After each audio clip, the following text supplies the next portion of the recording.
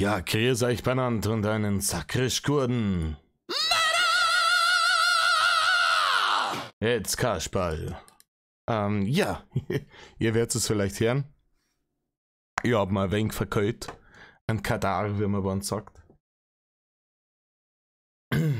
Aber ist nichts Wildes, ist kein Corona.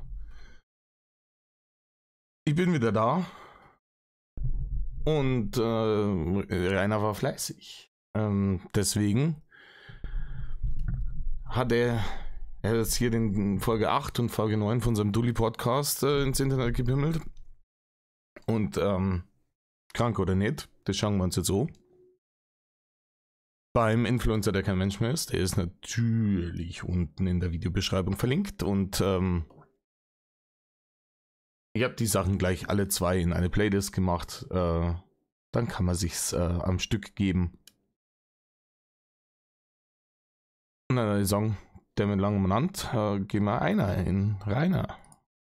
Metal Leute, Servus und ein herzliches Willkommen beim Drachen. Du hast Metal-Verbot. Ja, heute möchte ich mit euch über einen unerfreulichen Punkt in meiner Podcast-Serie stolpern. Rainer. I hate to break it to you, aber das meiste von dem, was du vom Stapel lässt, ist unerfreulich. Ehrlich gesagt, das ist auch einer der Gründe, nicht zuletzt, warum ich mich auch ein bisschen davor gedrückt habe, denn diese und auch die nächste Folge handeln von Schicksalsschlägen in meinem Leben. Ach komm, Rainer, laber keinen Scheißdreck.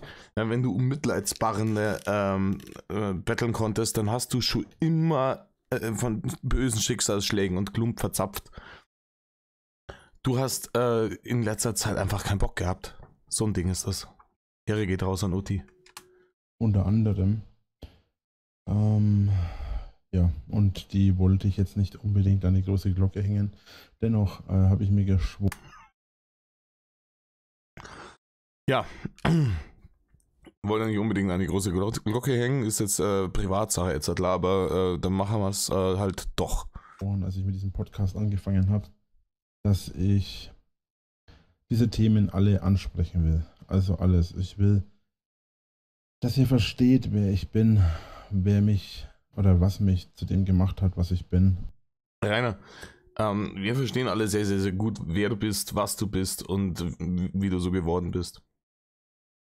Und im Notfall, man kann sich hier entweder das Eisberg-Video anschauen oder von der Einzige die Videos gönnen. Da kriegt man auch, wenn man nicht tief im Drachengame drin ist, einen recht guten Überblick, Rainer. Und die Sachen sind halt wahr im Gegensatz zu dem, was du da verzapfst. Wie es letzten Endes dazu gekommen ist. Letzten Endes! Dass ich das bin, was ich bin. Ja. Rainer, so wie Gott ihn schuf und Ja-Wurst ihn formte. So. Okay, kommen wir. Sorry, wenn ich zwischendurch mal rausziehe. Ich versuche das Mikro dann auszumachen, aber manchmal kommt es reflexartig. Zum eigentlichen Thema. Ich fange. Wir müssen erstmal müssen wir einige Jahre oder besser gesagt Jahrzehnte nach vorne springen. Wir müssen einige Jahrzehnte nach vorne springen. Also, wir haben aufgehört nach seiner Schulzeit, da war er in seinen Teenagerjahren. Jetzt springen wir einige Jahrzehnte nach vorne, also praktisch da, wo er 45 war, damals in grauer Vorzeit. Also besser gesagt zurück in unserem Fall. Und zwar dann auch in die Zeit vor meiner Geburt. Ja, geil. Rainer. Oh, ja. Er hat am Anfang gesagt, ja, hier, wir machen jetzt hier diesen Podcast, da geht es um mein Leben, das machen wir chronologisch. Das haben wir nach den ersten 2 Minuten schon checkt, dass das nicht funktioniert, aber das ist jetzt so eskaliert. Ja, die Jahre vor dem Kindergarten, dann ist er wieder im Kindergarten, die Schulzeit gesprungen, dann wieder zurück. Aber jetzt springen wir wieder vor die Geburt. Oida. Hat er vielleicht in letzter Zeit, hat er sich Dark angeschaut, kann das sein? Deswegen macht er jetzt so Zeitsprünge da rein, man weiß es nicht. Ich weiß nicht. Punkt. Lass es so stehen, Rainer. wie weit die folgenden Aussagen korrekt sind, da ich zu dem Zeitpunkt noch nicht am Leben war. Ich kann das nur aus Gründen oder aus Aussagen von deren Leuten treffen, die dabei waren und die das letzten Endes auch noch mehr als mich betrifft. Hat er gerade einen Dativ und einen Genitiv reingepimmelt? Von deren? Ich kann nur auf Gründen von den Aussagen von den Leuten oder ich kann mich nur aus Gründen der Aussagen der Leute beides zusammen, Rainer. Ja, ich weiß nicht, vor wie vielen Jahrzehnten meine Großmutter nach Deutschland gekommen ist. Hier, der Dativ ist nicht mehr dem Genitiv sein Tod. Der Dativ und dem Genitiv gehen zusammen mit 1 Akkusativ sauber einheben. Ja, ich sage nach Deutschland, denn ich bin eigentlich kein vollkommener Deutscher. Das ist auch ehrlich gesagt mir persönlich lieber, denn wenn ich mir bedenke, was manche Leute sich als Deutscher schimpfen und sich dann benehmen, naja, gut. Rainer, du zum Beispiel, wenn du Leute vor deiner Schanze angeschrien hast, von wegen, ja, geh zurück in dein Land, ich sehe doch gleich, dass du nicht von hier bist. So eine Kiste. Ja, sowas ist zum Beispiel, das sind Deutsche, die sich wie Arschlöcher aufführen. Da hast recht. Da muss man sich schämen für sowas. Lassen wir mal Rassismus und Nationalsozialismus und Ähnliches außen vor. Für die Leute, die es noch nicht wissen, meine Großmutter ist Italienerin. Das bedeutet, ich komme ursprünglich aus Italien. Nein, Rainer, das bedeutet nicht, dass du ursprünglich aus Italien kommst. Das bedeutet, du kommst immer noch vom grattligen Altschauerberg im ranzligen Scheiß Emskirchen. Ja, scheißegal, wo der Großmutter herkommen ist. Du bist halt trotzdem nicht deswegen daher. Und wir haben es halt gesehen, wo es nach Rimini gefahren bist und gemerkt hast, oh, das ist ja gar nicht wie bei Oma daheim. Und dann hast du wieder geschlichen. Beziehungsweise meine Gene oder ein Teil meiner Gene kommt aus Italien. Deine Genere? Ich bin auf diesen Teil sehr stolz tatsächlich. Denn es ist letzten Endes ein sehr großer Teil, der mich ausmacht und auch meine Persönlichkeit ausmacht. Nein, Rainer, nein. Das ist eine Beleidigung für alle Italiener, die du gerade vom Stapel lässt, ganz ehrlich. Zumindest könnte man davon ausgehen. Denn das, naja, wie gesagt, wir wollen Rassismus außen vor lassen und Ähnliches. Aber das sogenannte... Das ist hier umgekehrter Rassismus. Oder? Das ist hier so ein Ding, wo man sagt hier so, ich bin was Besseres als ihr, weil vor so und so viel Generationen ist mal irgendjemand aus meiner Familie aus irgendeinem Land gekommen, das ich für cooler als erachte. Das ist halt alles Bullshit, Rainer. Es hat überhaupt nichts damit zu tun. Wenn du jetzt irgendwie permanent, du wirst uns das sicher erzählen.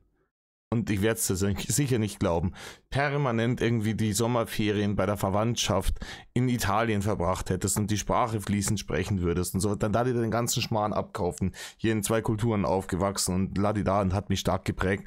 Alles gut, aber du sprichst keine 3 Worte Italienisch und du hast mit der Kultur, die geht da ganz geschmeidig am Arsch vorbei. Ja? Du hast das irgendwann aufgeschnappt, dass die Oma Italienerin war und das war's. Ja, und noch dazu, wenn die Oma Italienerin war, wenn sie halt aus Südtirol kommt, ist es von der Kultur her noch eigentlich näher an Österreich als so Süditalien, was du immer sagst, hier das italienische Blut, hier das Temperament. Schnauze halt einer. Feuer der Italiener oder halt... Hab ich's? Ah, mein... Guten Voraussagekräfte. Das heißblütige der Italiener.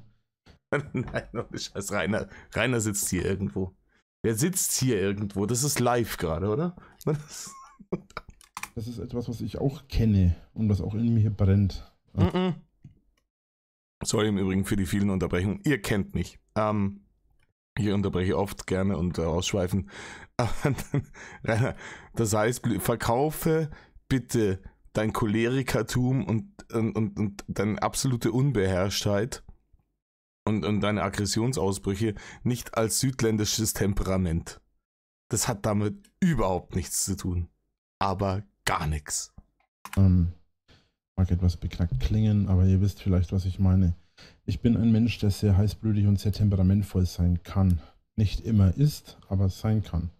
Und das kommt halt letzten Endes, denke ich, das ist natürlich, gibt es dafür keine Beweise, aber ich vermute, dass es daher kommt. Nein, Rainer, daher kommt es nicht. Das kommt daher, weil dein Vater auch schon ein Choleriker und der Schlägertyp war. Wie du uns selber erzählt hast. Daher kommt das. So ein Ding ist das. Du hast in deiner Kindheit von deinem Vater beigebracht bekommen, Gewalt ist hier die erste Problemlösungsmethode am Platz. Und deswegen bist du so. Nicht wegen deinem italienischen Blut von deiner Oma, Dulli. So, wie gesagt, ich weiß nicht, inwieweit die folgenden Aussagen jetzt zutreffen oder auch nicht. Ich möchte nur wiedergeben, was mir als Kind und als junger Erwachsener gesagt wurde. Meine Großmutter hat insgesamt 5 Kinder. Das heißt, ich habe insgesamt 4 Onkels und Tanten. Also, ne? Teilt sich jetzt in so und so auf, aber das muss man jetzt nicht ausführen. Ja, ich bezweifle auch, dass die 4-mal mit beiden Geschlechtern auf die Welt gekommen sind. Natürlich erklären, wie viele Kinder wer oder was war. Es gibt insgesamt 5 Kinder, davon ist eine Person meine Mutter. Und das sind letzten Endes quasi... Letzten Endes, das war ich habe jetzt extra noch gewartet, weil ich gehofft habe, dass die Info noch kommt, ob es die Oma mütterlicher oder väterlicherseits ist. Weil wenn es väterlicherseits ist, hätte ja sein können, dass das sogenannte Temperament auf Rudi niedergeschlagen hat. Aber Rudi ist ja gar nicht aus der italienischen Schiene vom winklerischen Haushalt, sondern Rudi war halt einfach vorher schon so. Und von dem hat er es gelernt. Also, Das ist der Zweig meiner Familie, der mir persönlich immer etwas war, was ich sehr stolz drauf war, aber auch etwas, was mir eigentlich letzten Endes sehr viel Kummer bereitet. Das ist aber eine andere Sache. Und wenn das eine andere Sache ist und du da jetzt nicht drüber reden willst, warum bringst du es dann? Ja, wenn du in so einem Ding über irgendwas reden willst, hau raus, aber dann bleib bei einer Sache und führ das aus. Ja, hier, das hat mir immer sehr viel Kummer bereitet. Oh, jetzt wird's interessant. Etwas hat ihm Kummer bereitet, vielleicht sagt er mal die Wahrheit. Das sind so die Dinge, warum man so einen Bio-Podcast irgendwie sich dann anhören würde. Aber darüber will ich gerade gar nicht reden. Ja, das ist diese Billo-Scheiße in irgendwelchen Filmen oder sowas so. Ja, das kann ich wieder erzählen, aber da haben wir jetzt gerade keine Zeit dafür. Und hat jetzt hier eigentlich mal noch nichts verloren. Das kommt in einer späteren Folge irgendwann mal, wenn ich alles einmal zusammenfasse. Worum es mir jetzt letzten Endes genauer geht, ist, ich möchte mit euch darüber sprechen, wie sich meine Kindheit gestaltet hat in Bezug auf meine Großmutter. Soweit ich informiert bin, ich persönlich tippe drauf, dass meine Großmutter krank war, also krank nach heutigem Standard. Meine Großmutter hatte, wenn ich das richtig sehe, eine Krankheit, ich weiß nicht, wie sie heißt. War es das Münchhausen-Syndrom? Oder ist es ein anderes Syndrom? Ich weiß es nicht. Münchhausen war, glaube ich, wenn man gefangen genommen wurde. Ich habe jetzt nicht nachgeschaut. Ja, wenn du darüber reden willst, du Dottel, dann schau halt nach, wie die Scheiße heißt. Wenn man die Leute, was du gerade meinst, ist hier Stockholm-Syndrom. Leute, die lange in Geiselhaft sind. Münchhausen-Syndrom ist hier auch was mit zwanghaften Lügen. Vielleicht hat er doch mehr aus der Richtung. Schaut, wie das heißt. Wartet mal kurz. Ach so, doch, natürlich. Die Wochenbettdepression. Das ist wieder was komplett anderes, Rainer. Das ist wieder was komplett anderes. Dabei, für die Leute, die sich nicht damit auskennen, ich kenne mich auch nur bedingt damit aus. Ja, weil du es gerade gegoogelt hast, aber Rainer, Credit where credit is due. Du hast es wenigstens gegoogelt. Muss man dir zugestehen, so viel Mühe hast du dir nicht immer gegeben. Die Wochenbettdepression ist etwas, was sehr häufig, vor allem auch heutzutage, sehr oft diagnostiziert wird bei Frauen. Ja, seltener bei Männern, weil es geht darum, dass eine Frau nach der Geburt eine Depression bekommt. Oder bei jungen Müttern, die nicht damit klarkommen, die lieben zwar ihre Kinder irgendwie, aber sie sind nicht in der Lage, mit diesen Kindern umzugehen, haben Probleme mit dem allgemeinen und alltäglichen Dingen. Und Das ist eine Überforderung. Also man wird sich, es ist meine Info, was ich mitbekommen habe, wie sich Wochenbettdepressionen auswirken, weil die sind ja gar nicht mal so selten. Diese Frauen bekommen ihr Kind und werden sich danach schlagartig bewusst, okay, das ist jetzt eine Riesenverantwortung. Ich habe hier ein neues Leben in die Welt gesetzt und da muss ich mich jetzt drum kümmern und schauen, dass das gesund bleibt, dass das irgendwie gut erzogen wird, dass das ein schönes Leben hat, etc., etc., etc. Was, wenn ich da verkacke? Was, wenn ich da Scheiße baue?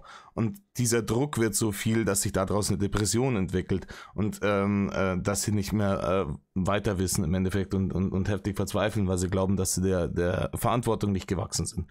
So ein Ding ist das nämlich. Aber im Übrigen, so ein Ding ist das nämlich, ich krieg's nicht mehr raus. Ich habe zu viel mit Otti gesprochen. Aber ja, lass mal ihn einfach weiter. da kommt es nicht selten vor, dass die Kinder von den Eltern oder vor allem speziell oder spezifischer von der Mutter misshandelt werden. Das hat meistens auch etwas mit einem Hilfeschrei zu tun der Mutter. Was ich damit sagen will, und wie gesagt, ich weiß nicht, inwieweit ich damit wirklich bekannt bin oder wie das wirklich letzten Endes ist. Und ich möchte meine Großmutter nicht schlecht machen, da ich sie über alles geliebt habe und so wie ich sie kenne, nicht der Fall ist, wie ich es erfahren habe oder wie es mir gesagt wurde. Meine Mutter hatte einen Mann geheiratet. Oh ja. Rainer so weit vorgreifen muss, dass nicht die Geschichte kennen wir. Ja. Emskirchen. Es war der Sohn der sogenannten Mama und Papa von Emskirchen. Kurz gesagt, es gibt in Emskirchen, vielleicht ist der ein oder andere von den Hatern oder auch von den Zuschauern, die schon mal da waren, schon mal dran vorbeigelaufen. Es gibt in Emskirchen ein Heimatmuseum. Und das Heimatmuseum ist quasi das ursprüngliche Haus meiner Urgroßeltern. Also sprich der Großeltern meiner Mutter. Ich hätte gedacht, die Großeltern deiner Mutter kommen aus Italien. Du hast doch gerade erzählt, dass eins der Kinder von deiner italienischen Großmutter deine Mutter war und dass deine italienische Großmutter aus Italien nach Deutschland gekommen ist. Wie kann dann denen ihre Familie in... Ach, komm, lass gut sein. Die waren laut den Erzählungen die Mama und der Papa von Emskirchen. Also sprich, ich habe in der Hinsicht sogar relativ weitreichende Familienzweige in Emskirchen. Ja, die hast du alle mit dem Arsch niedergerissen, Rainer. Innerhalb von 10 Jahren. Unabhängig davon, dass ich aus Altschauerberg bin. Altschauerberg ist ein Teil von Emskirchen, das gehört mit dazu. Das ist genauso, wenn ich sage, yo, ich habe hier Kontakte nach München.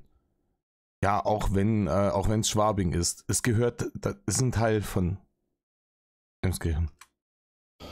Im Übrigen, dass ich dir das erklären muss, ist erbärmlich hoch 10. Genau. Damals war es so, dass meine Mutter in dem Haus, das jetzt das Heimatmuseum ist, das mein Großvater damals verkauft hat und wo dann das Heimatmuseum daraus gemacht wurde. Letzten Endes ist es so, dass dass das eben da meine Eltern gewohnt, oder meine Mutter, nicht meine Eltern, mein Vater ja nicht, aber meine Mutter gewohnt hat. Und an diesem Ort. Also, wie gesagt, vielleicht bin ich zu blöd dazu. Sagt es mir bitte, wenn einer von euch begriffen hat, wie es sein kann, dass die Vorfahren aus Italien in Emskirchen im Dorfhaus gelebt haben.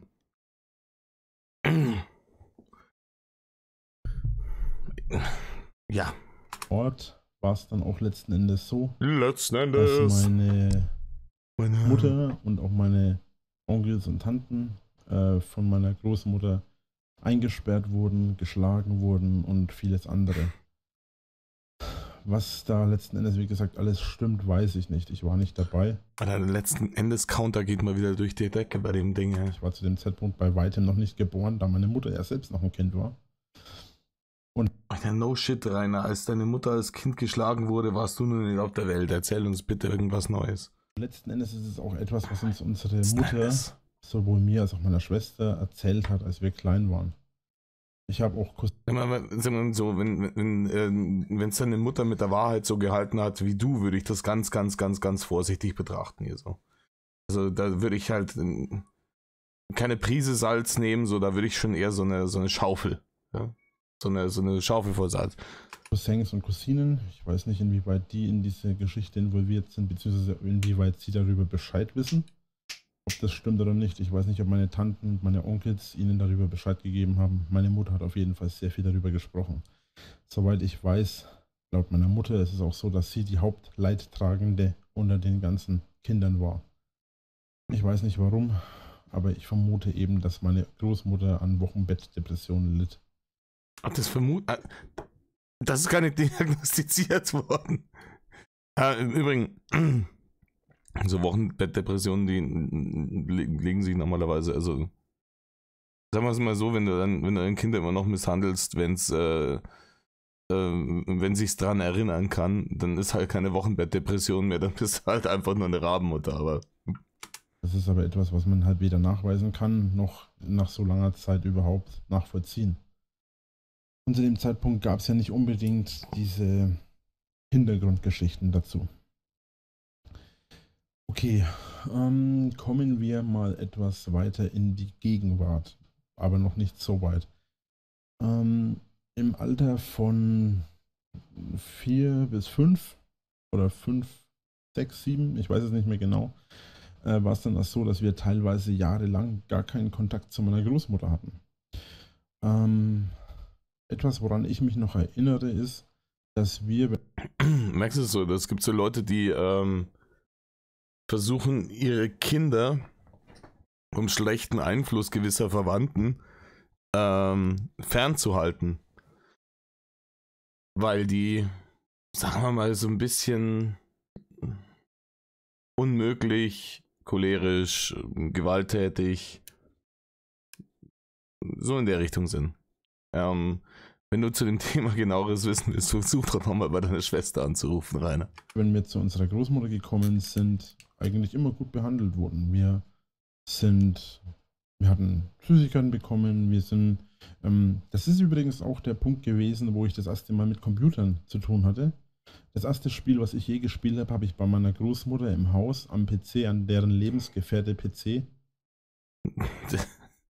Der Lebensgefährte von der Oma war ein PC, aber hat er nicht, korrigiert mich, es kann sein, dass ich das da scheiße laber, aber hat er nicht am Anfang in einem von seinen Podcasts erzählt, dass das erste Computerspiel, was er gespielt hat, Super Mario auf dem NES war?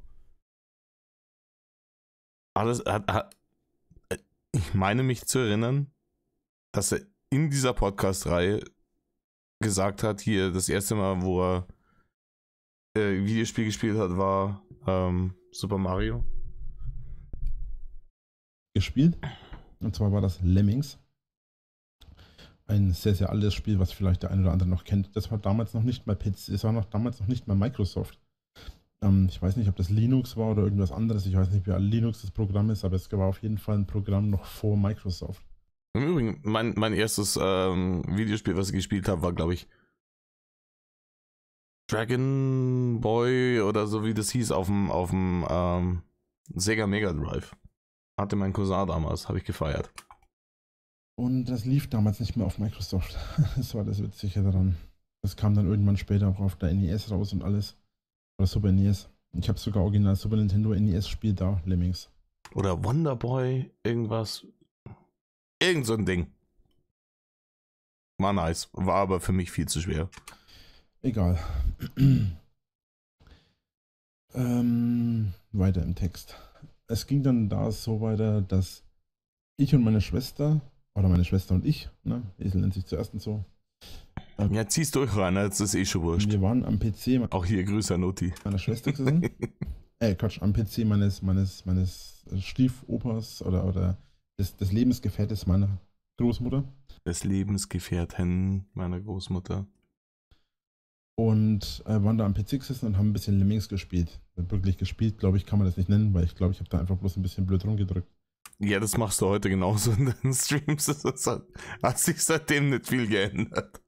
Ganz ehrlich, ich habe den Metal Hellsinger Stream gesehen und zwar komplett, von Anfang bis Ende. Ich habe es durchgezogen. Ich war danach zwar nicht mehr fahrtüchtig, aber ich habe das durchgezogen und du drückst einfach immer noch auf irgendwelche Knöpfe. Deswegen packst du auch nichts, was höher als Dulli-Schwierigkeitsstufe ist. Am Ende war es dann auf jeden Fall so, dass ich nur noch mitbekommen habe, dass meine Mutter und meine Großmutter im Wohnzimmer herumschreien. Das liegt bei euch in der Familie. Ich bin dann ins Wohnzimmer. Wie geil wäre das eigentlich, wenn einfach Schreien so genetisch vererbt wurde, wie er das gerade gesagt hat vorhin, so von wegen hier. Ja? Und die haben geschrien, aber wegen vollkommen harmlosen Sachen so. Willst du Milch in deinen Tee? Ja, bitte! Da hast du einen, danke! Wohnzimmer gegangen, habe mich umgeschaut und habe nur noch mitbekommen, dass meine Mutter am Weinen ist. Mein Vater ihr irgendwie, keine Ahnung, er hat sie eine runtergehauen hat, halt die Schnauze. Irgendwie im Arm gehalten, so von hinten irgendwie festgehalten, keine Ahnung. Und dann war ich. Rainer, fang nicht so wieder an. Fang nicht so wieder an. Nur noch, dass wir eigentlich ins Auto gesetzt wurden und wir nach Hause gefahren sind. Und daraufhin hatten wir jahrelang keinen Kontakt mehr zu meiner Großmutter. So. Wir hatten irgendwann die Situation, dass ich hatte ja zwei Großmütter. Ne? Die eine hat bei uns im Haus gewohnt. Spoiler-Alarm. Die allermeisten Leute auf der Welt haben zwei Großmütter. Und die andere hatte eben einige Ortschaften weiter gewohnt. Nicht allzu weit weg, aber eben ein, zwei Ortschaften weiter. Am Ende war es dann so, dass wir zusammen, ich und meine Schwester, zu meiner Großmutter laufen wollten. Der Grund dafür war einfach, aber wenn man darüber nachdenkt, jetzt auch als Erwachsener irgendwie völlig Banane. Ja, da hat es Süßigkeiten gegeben und da hat er keinen Rudi den Hammer nachgeschmissen, so ein Ding war das. Es war nämlich wie folgt. Wir waren mit unserer Großmutter, die bei uns im Haus wohnt, auf dem Friedhof. Meine Großmutter ist damals alle paar Wochen oder alle paar Tage zum Friedhof gefahren, hat gegossen, hat ein bisschen an den Pflanzen was gemacht und so weiter. Eben Friedhofspflege. Und dann ist meine Mutter auf der Arbeit gewesen und wir waren mit unserer Großmutter eben da. Für uns als Kind ja relativ langweilig. Ein bisschen da rumgerannt, ein bisschen hier rumgerannt, ein bisschen hier Verstecken gespielt, ein bisschen da Verstecken gespielt. Aber ansonsten waren wir eigentlich relativ, ja, meistens waren wir rumgesessen. Unsere Großmutter meinte irgendwann, dass sie mit dem Auto, weil wir haben einen unteren und einen oberen Friedhof, das ist aber alles ein Grundstück. Und ich weiß nicht genau warum. Unsere Großmutter wollte dann mit dem Auto von der Straße unten nach oben fahren, wo sie dann letzten Endes oben eben am oberen Grab was machen. Wir hatten zwei Gräber, wir hatten eins unten und eins oben. Und sie musste dann eben nach oben. Und das wollte sie machen. Und hat gesagt, wir sollen hochlaufen. Also sind wir hochgelaufen. Und da gewartet und gewartet. Aber sie ist nicht gekommen. Ich weiß nicht mehr genau, wie lange wir da gewartet haben. Wir waren ja noch Kinder. Für uns war das alles ein bisschen so, ne? Zeit und so ist für Kinder ein etwas anderes Empfinden als für Erwachsene. Auf jeden Fall habe ich irgendwann Angst gekriegt und auch meine Schwester. Meine Schwester hat angefangen zu heulen, keine Ahnung. Wir hatten Angst gehabt, die hatten uns alleine gelassen. So, jetzt muss man dazu sagen, ich war damals, ich weiß nicht, 5, vielleicht 6, ich weiß es nicht mehr. Auf jeden Fall war es dann auch so, dass ich überlegt hatte, und das ist der banale Grund zu unserer Großmutter. Der anale Banane-Grund. Irgendwie überlegt, Oma, komm nicht, ich schiebe eine Banane. Nee. Aus dem Italienischen, ne, von unserer Mutter, die Mutter. Die lag ungefähr die gleiche Distanz weg von uns, zu dem Zeitpunkt der Position, wie unser Haus, wo wir leben. Ich habe keine Ahnung, warum. Vielleicht hatte meine Schwester und ich uns darüber unterhalten, wegen der Großmutter, keine Ahnung. Auf jeden Fall habe ich dann eine Entscheidung getroffen. Und ich habe dann meine Schwester genommen und habe gesagt, pass auf, wir laufen zur Oma. Und ich hatte schon als Kind und habe auch heute als Erwachsener einen sehr guten Orientierungssinn. Und okay. Bis dahin, ab da mit der ganzen Friedhof-Geschichte, ich habe jetzt für meine Verhältnisse lange nicht unterbrochen, kaufe ich ihm ab. Die Geschichte mit dem guten Orientierungssinn kaufe ich ihm nicht mehr ab. Und ich musste nur eine Strecke, musste ich bloß 1, 2, vielleicht 3 Mal fahren und ich kannte mich aus. Und mit 5 war das auch. Leute mit einem guten Orientierungssinn fahren das einmal und wissen und kennen sich dann sofort aus.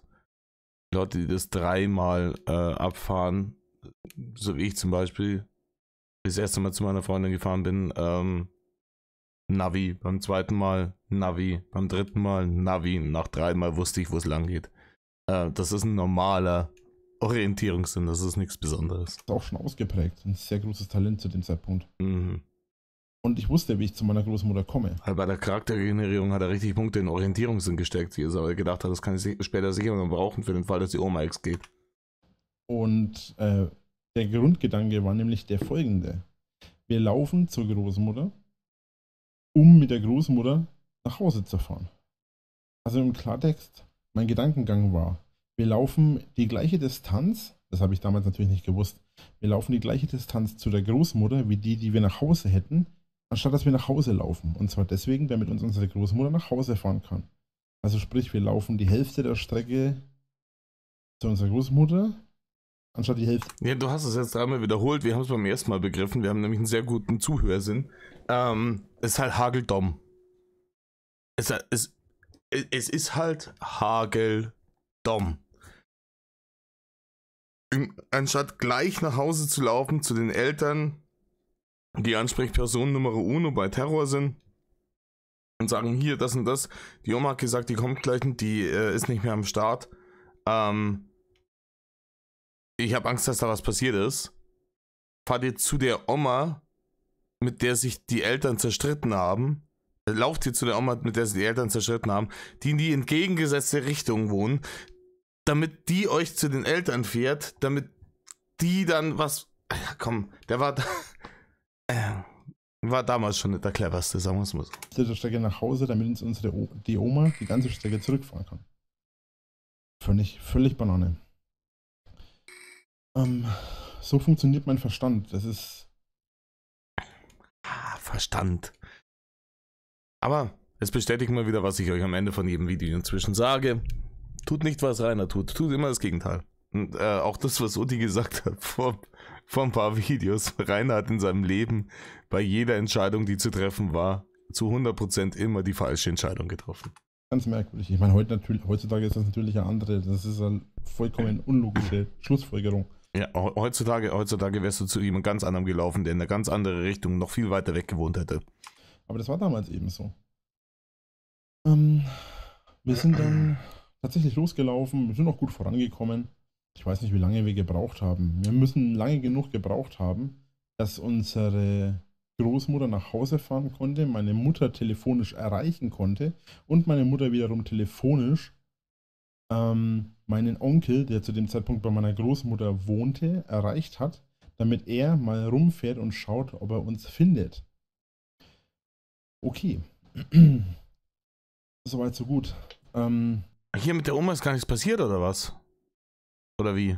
Ungefähr auf halbem Weg zu unserer Großmutter. Aber hier, der Scheißhaster, der Tod meiner Großmutter, was ist da los? Ich kriege auch nicht mehr auf die Kette, von welcher Großmutter der jedes Mal spricht. Hat er uns dann tatsächlich auf der Straße aufgegabelt. Ich war jung, übermütig und wusste genau, wie man sich verhält auf der Straße.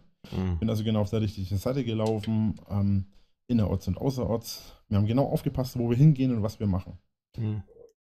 Und unser Onkel hat uns dann erwischt, hat uns ins Auto eingeladen und hat uns dann, ich weiß nicht mehr, ob er uns nach Hause gefahren hat oder ob er uns zur Großmutter mitgenommen hat. Auf jeden Fall weiß ich noch, dass ich war vorne gesessen, meine Schwester hinten. Ich weiß noch, dass er auf jeden Fall seine Hand auf mein Bein gelegt hat und gesagt hat, dass wir ihn einen übelsten Schreck eingejagt haben und keine Ahnung und was weiß ich. Und am Ende ist es dann so gewesen, dass dass wir dann auf jeden Fall bei meiner Großmutter im Wohnzimmer saßen und sie uns übelst zur Sau gemacht hat. Bei welcher von den Großmüttern jetzt?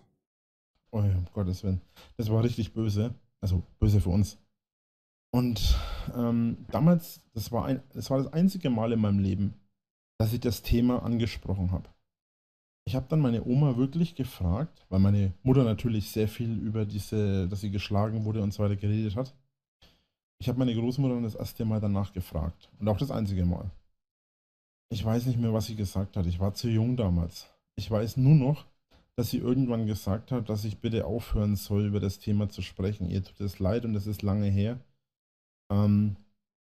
Rainer, so lang kann das doch gar nicht her gewesen sein. Du erinnerst dich an den ersten Vorfall. Und du sagst, bei der Friedhofgeschichte warst du irgendwie 5 oder 6 Jahre alt. Da kann das doch so lange gar nicht her gewesen sein. Sie kann darüber nicht reden. Ich habe ehrlich gesagt keine Ahnung, was sie noch alles gesagt hat. Ich weiß nur, dass sie auf jeden Fall irgendwas gesagt hat und danach bin ich ruhig gewesen und habe sie dann daraufhin auch nie wieder angesprochen. Ich kann mir gut vorstellen, was sie gesagt hat. Ey. Halt dein Maul! Am Ende ist es dann auch so gewesen, dass uns unser Onkel nach Hause gefahren hat. Unsere Mutter, krank vor Sorge, hat uns dann in die Arme geschlossen, hat uns ausgeschimpft. Als unser Vater nach Hause gekommen ist, ist das Ganze doppelt schlimm geworden. Aber das war so eine Nummer für sich. So, daraufhin, ich weiß nicht, ob das ein Auslöser dafür war, aber ich weiß noch, dass daraufhin wieder ab und zu Kontakt zwischen unserer Mutter, unserer Großmutter und uns Kindern war. Also sprich, wir sind ab und zu mal zu der Großmutter gefahren, haben ab und zu mal mit ihr geredet, haben ab und zu bei ihr gespielt. Also einen gewissen Teil von der Story kaufe ich ihm ab. Aber er wollte jetzt darauf hinaus, dass er der Grund ist, warum sich seine Mutter mit ihrer Mutter wieder versöhnt hat. Und das weiß ich nicht. Schwierig. So weiter. Ja, und dann ist das Verhältnis auch so geblieben, sehr viele Jahre. Und jetzt machen wir mal einen sehr weiten Sprung. Ich habe eine Zeit lang, als ich dann schon berufstätig war. Rainer, so, komm. Lass uns gut sein. Warte mal, stopp. Warte mal, stopp, mir ist gerade eingefallen, ich war nie berufstätig. Noch mal ein bisschen zurückspulen. Als ich noch in der Schule war, hatte ich mal eine Zeit lang ein Problem. Das ist der Grund, warum du auf der Schule warst, auf der du warst, Rainer. Ihr wisst ja, dass ich in der Schule sehr viel geärgert und sehr viel gemobbt wurde. Wissen ist so eine Sache, du hast uns das erzählt, aber zum Wissen nach der Story gehört auch noch Glauben mit dazu und genau da hackt's aus, Rainer. Und der Lebensgefährte meiner Oma, irgendwann hat mich meine Mutter morgens nicht aufgeweckt. Da war irgendwas vorgefallen in der Schule. Ich weiß nicht mehr, ob das der Vorfall war mit der 7. Klasse, wo ich den einen Typen, was heißt verprügelt? Ich will mal krankenhausreif geprügelt hast. was sagen, verprügelt, aber ich habe ihn nicht verprügelt. Wo ich den einen... Digga, der hat ein Schleudertrauma gehabt und musste ins Krankenhaus. Ja. Typen geschadet habe. So. Geschadet? Das habe ich ja schon Euphemismus-Lord ist heute mal wieder am Start. erzählt gehabt. Und ich weiß nicht mehr, ob es in der Klasse war oder ob es eine vorherige Klasse war. Auf jeden Fall irgendwann in dem Zeitraum zwischen der 5. und der 7. müsste es gewesen sein. Da hat mich meine Mutter schlafen lassen. Sie hat mich nicht aufgeweckt zur Schule, was ich nicht gewohnt war, denn ich habe keinen Wecker gestellt, weil meine Mutter morgens aufgestanden ist, weil sie nach uns eben auf die Arbeit gefahren ist. Und sie hat mich schlafen lassen. So. Irgendwann bin ich dann aufgewacht und habe einen Zettel unten in der Küche gefunden. Damit konntest du nichts anfangen, weil du zu dumm zum Lesen bist. Und da hat es geheißen, dass ich sie anrufen soll, sobald ich wach bin. Oder irgendwas in die Richtung war das. Und das habe ich dann gemacht. Und dann meinte sie, dass dann nachher der, ich sage jetzt keinen Namen, vorbeikommt. Der Lebensgefährte meiner Oma kommt dann vorbei, holt mich ab und dann fahre ich zur Oma und verbringe meinen Tag bei der Oma. Das war, glaube ich, ein Freitag oder so. Meine Schwester war in der Schule und sonst war eigentlich auch nichts zu tun, also bin ich dann mit zu meiner Oma. Hab dann dem Lebensgefährten meiner Oma geholfen, habe hier und da überall mitgeholfen, sauber zu machen, aufzuräumen. Habe meiner Oma geholfen, habe dann das erste Mal in meinem Leben frische Feigen gegessen. Nom, nom, nom. Richtig lecker. Seitdem liebe ich Feigen. Ja, richtig, richtig lecker. Obwohl ich damals gemeint habe, meine Oma will mich verarschen, weil ich beiß da rein und habe dann lauter Kerne im Mund. Ne? Also wer schon mal eine Feige gegessen hat, weiß, was ich meine. Und ich so, da willst du mich doch verulken. Die kann man doch nicht so essen. Doch, die beißt einfach da so rein. Das erste Mal habe ich gedacht, sie gibt mir eine Zwiebel, eine Knoblauchschote oder irgend sowas in die Richtung. Knolle, Rainer, Knolle. Knoblauch oder sowas wäre da ja realistisch gewesen. Aber nee, das war ja auch rot und alles. Ja, nee, es ist vollkommen realistisch, dass welche Oma hat den Prank noch nicht abgezogen? Jede Oma auf der Welt. Das ist der klassische Oma-Prank. Wenn der Enkel erstmal alt und dumm genug ist und bei einem zu Hause vorbei, dann sagt man ihm, hier, beißt man in die Knoblauchknolle rein, die ist zuckersüß. Das machen die alle. Ja. Das ist so ein geheimes Ding zwischen allen Omas auf der Welt. So. Alter. Also halt so lila. Gut, also habe ich sie gegessen und seitdem esse ich total gerne Feigen. Also das habe ich meiner Oma zu verdanken. Und jedes Mal in den letzten Jahren, seit meine Oma gestorben ist, wenn ich in eine Feige reinbeiße oder eine Feige esse, denke ich an sie. Mhm. Das sind so Erinnerungen, das sind so Sachen, an die erinnert man sich sein Leben lang. Ja, dann machen wir eine Challenge, wie viel Feigen du fressen kannst. Würde mich mal interessieren. Ich wollte dann an dem Abend bei meiner Oma schlafen. Das wäre das erste Mal gewesen, soweit ich mich erinnere, dass ich bei meiner Oma übernachtet hätte. Dazu kam es dann aber nicht, weil ich war damals ein großer Schisser. Und ich habe ja schon mal gesagt, ich bin ein sehr introvertierter Mensch gewesen. Das war auch bei meiner Familie so. Und ich habe dann abends angefangen zu weinen und habe dann doch beschlossen, zu Hause zu schlafen. Weil mir vorher hatten wir mit meiner Mutter geredet, ob ich vielleicht die Nacht bei der Oma verbringen darf. Hatten wir unten auch schön ein Bett und ein Zimmer und alles vorbereitet. Aber das habe ich dann doch irgendwie nicht gekonnt. Und dann bin ich doch mit der Mutter abends nach Hause gefahren. Bin dann schon halb im Sessel eingeschlafen. Ja, das ist hier so ein Ding wie bei einer vagabunden Staffel. Ja, wo du von der Schanze weggefahren bist und gesagt hast, hey, hier die Welt steht mir offen, hurra, die Gams, jetzt lege ich richtig los. Und dann bist du bis Frankfurt gekommen und hast halt gedacht, die Welt ist ganz schön groß und die macht mir Angst, ich fahre lieber wieder nach Altschauerberg. So ein Ding ist das. Und so weiter. Aber am nächsten Tag durfte ich dann nochmal hin. Also meine Mutter hat mich dann vor der Arbeit nochmal hingefahren. Ich weiß nicht, ob ich dann nochmal von der Schule zu Hause geblieben bin oder ob das wirklich ein Feiertag war. Ich weiß es nicht mehr. Irgendwas war da. Ja, und ansonsten war das dann alles echt schön. Wenn du von der Schule zu Hause geblieben bist, war es ein Feiertag auf jeden Fall für deine Mitschüler. Für mich. Und jetzt springen wir mal ein paar Jahre weiter.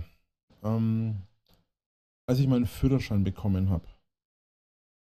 Das erste oder eine der ersten Fahrten mit meinem Führerschein war zu meiner Oma. Weil ich damals gesagt habe, wenn ich Hast du auf den Führerschein gesetzt und ist damit zur Oma gefahren. Sorry, der Grammatik-Nazi schlägt bei mir wieder durch, aber hey. Führerschein habe, fahre ich zu meiner Oma. Das war von Anfang an so eine Aussage. Meine allererste Fahrt fahre ich zu meiner Oma. Und ich weiß jetzt nicht mehr, ob ich damals zuerst zu meiner Firma gefahren bin, bei der ich gearbeitet habe. Damals war das unser Job, das war eine Zeitarbeitsfirma. Ziemlich für einen Eimer.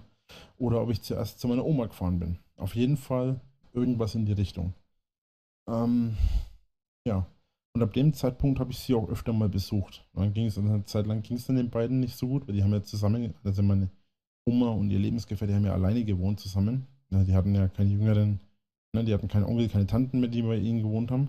Also Kinder von ihnen. sondern die hatten halt quasi nur sich. Und dann ging es eine Zeit lang weder meiner Oma noch den Lebensgefährten meiner Oma sehr gut. Und mir liegt die ganze Zeit sein Name auf der Zunge, aber das kann ich hier natürlich nicht machen, sonst gibt es hier wieder Probleme. Dann gehen wieder alle ab. Auf jeden Fall war es dann das so, dass ich da eine Zeit lang ausgeholfen habe. Ich bin dann nach der Schule, nicht nach der Schule, nach der Arbeit bin ich dann öfter da vorbeigefahren und habe dann da geholfen. Und eine Zeit lang später habe ich dann auch in der Nähe gearbeitet und dann habe ich auch ab und zu mal während der Pause oder nach der Arbeit oder so meine Oma besucht. Leute, hau mal unten in die Kommentare rein. Wer glaubt ihm, dass er da zum Helfen nach der Arbeit hingefahren ist? Wer glaubt eher, dass er da vor Rudi geflüchtet ist, weil bei der Oma gab es immer gut was zu essen und keiner hat ihm einen Hammer nachgeschmissen? Das ist nämlich eher meine Theorie. Ein paar Jahre zuvor war sie allerdings krank geworden. Sie hatte viele Probleme. Hatte dann Dialyse, hatte verschiedene Krankheiten. Gut, man wird halt auch nicht jünger. Und dann hat man natürlich am Ende das Problem gehabt. Oh, ich glaube, jetzt ist die Audioqualität ein bisschen schlechter geworden, oder? Rainer, wir hätten es kaum gemerkt, wenn du es nicht gesagt hättest. Auf jeden Fall ist es dann so gewesen, dass man dann im Laufe der Zeit, halt, wenn man älter wird, natürlich Probleme bekommt, ne, mit verschiedenen Sachen. Und so war es dann auch bei meiner Oma. Und in dem Zeitraum, wo ich dann eben da öfter ausgeholfen habe, war das eigentlich schon fast das Anfang vom Ende. Und als ich dann da gearbeitet habe in der Nähe, wo ich dann ab und zu mal vorbeigefahren bin, ich war so viel wie zu dem Zeitpunkt schon lange nicht mehr bei meiner Oma. Und ein paar Jahre, zwei Jahre, nachdem ich dann in der Nähe angefangen habe zu arbeiten, war es dann auch eigentlich zu Ende. Nach etwa 2 Jahren ist meine Großmutter gestorben. Das Jahr darauf mein Vater und das Jahr darauf ist die Firma pleite gegangen. Ja.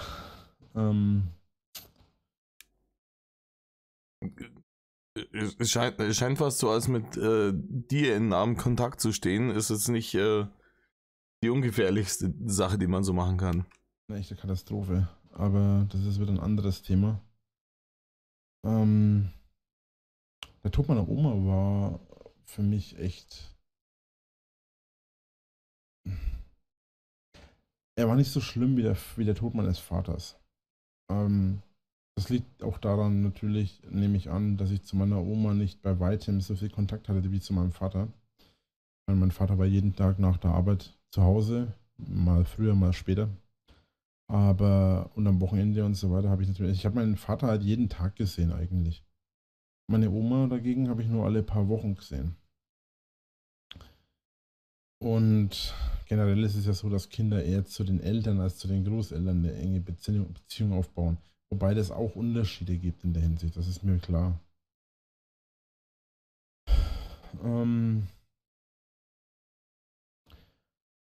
Weiter war es dann auch so, dass nachdem meine Großmutter gestorben war, für mich irgendwo auch eine Welt zusammengebrochen ist. Und ich bin dann in dem Zeitraum, wo meine Großmutter gestorben ist, noch öfter da gewesen, auch ich war ja zu dem Zeitpunkt schon 19, um auch bei den Beerdigungen und so weiter zu helfen und allem drum und dran. Bei den Beerdigungen, wie oft ist denn deine Oma beerdigt worden, Rainer?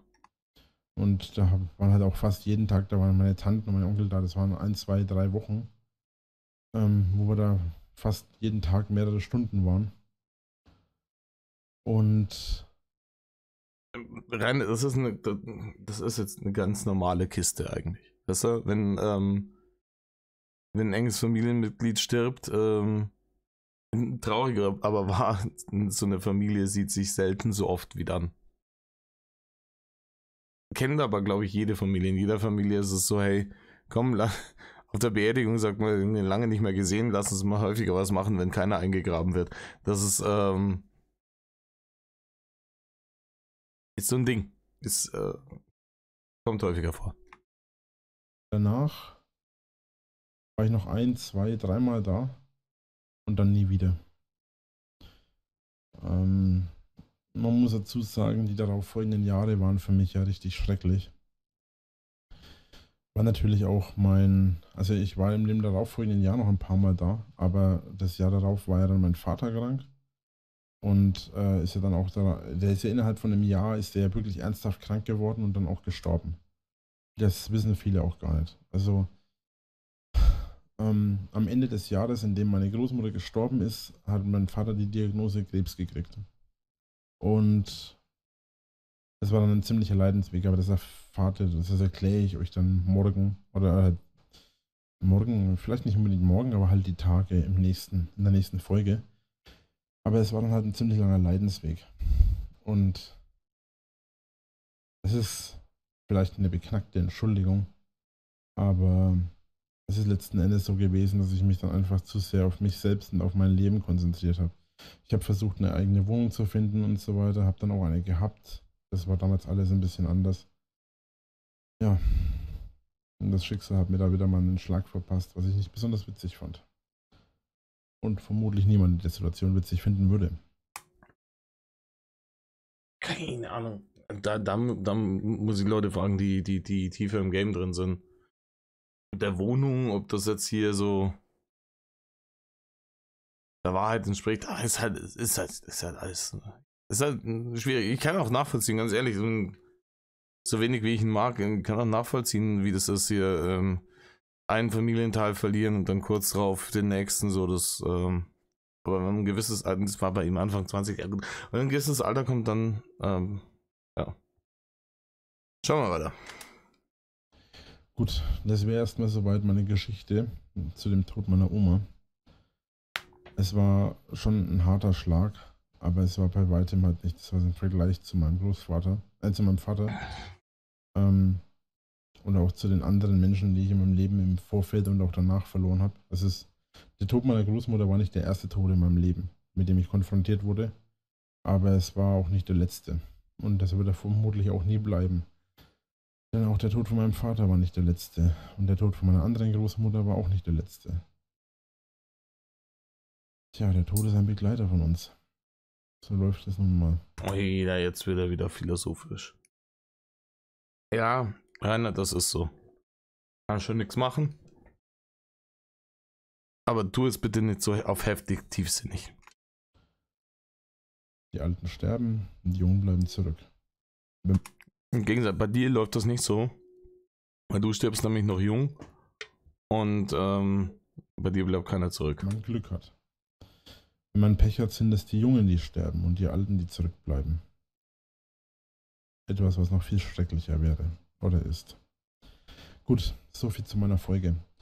Ich denke, wir sehen uns in der nächsten Folge wieder. Ich nehme die jetzt gleich im Anschluss auf. Ja, die nächste Folge kommt bestimmt. Darum schaltet pünktlich ein. Dann danke ich euch fürs Zuschauen. Ich hoffe, ihr seid beim nächsten Mal wieder mit dabei. Bis dahin, euer Drache. Haut rein und tschö. Oh, wir hauen rein und tschö und die nächste Folge kam bestimmt und zwar direkt hinten nach.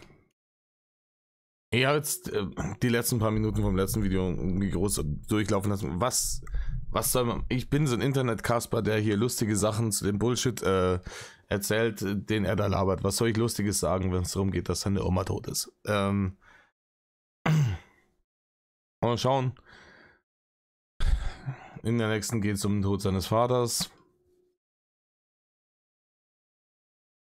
Ob er mit derselben Stimmung wieder anfängt, wie er aufgehört hat. Ich hoffe, dass ein bisschen mehr rauszukriegen ist, wenn er wieder abschweift und es nicht wirklich irgendwie um Schicksalsschläge geht. Wir werden sehen. Metal Leute, Servus und ein herzliches Willkommen beim Drachen. Heute mit der neuen Folge von unserem Podcast und heute mit einer wohl sehr, sehr tragischen Folge. Denn in der heutigen Folge geht es um den Tod meines Vaters. Das ist wirklich das tragischste Kapitel im kompletten Leben von Rainer. Wäre nämlich Rudi nicht gestorben, wäre wahrscheinlich Rainer niemals auf YouTube gewesen. Da hätte man sich vieles ersparen können. Ich möchte mit euch, genau wie bei dem Tod meiner Großmutter, bei der letzten Folge, möchte ich mit euch einen Zeitsprung in die Vergangenheit machen. Und zwar in den Zeitpunkt der Vergangenheit, bevor ich am Leben war. Und von dem, was ich weiß. Auch hier muss ich dazu sagen, ich weiß nicht, inwieweit das alles stimmt. Ich weiß auch nicht, inwieweit das alles funktioniert. Ich kann das nur anhand von dem erzählen, was mir gesagt wurde oder was mir mal erzählt wurde. Fangen wir ganz vorne an. Das ist immer empfehlenswert, Rainer. Vorne anfangen, Daumen hoch. Noch ein bisschen früher als bei meiner Großmutter. Zunächst mal muss man sagen, dass mein Vater bzw. mein Großvater eingeheiratet hat.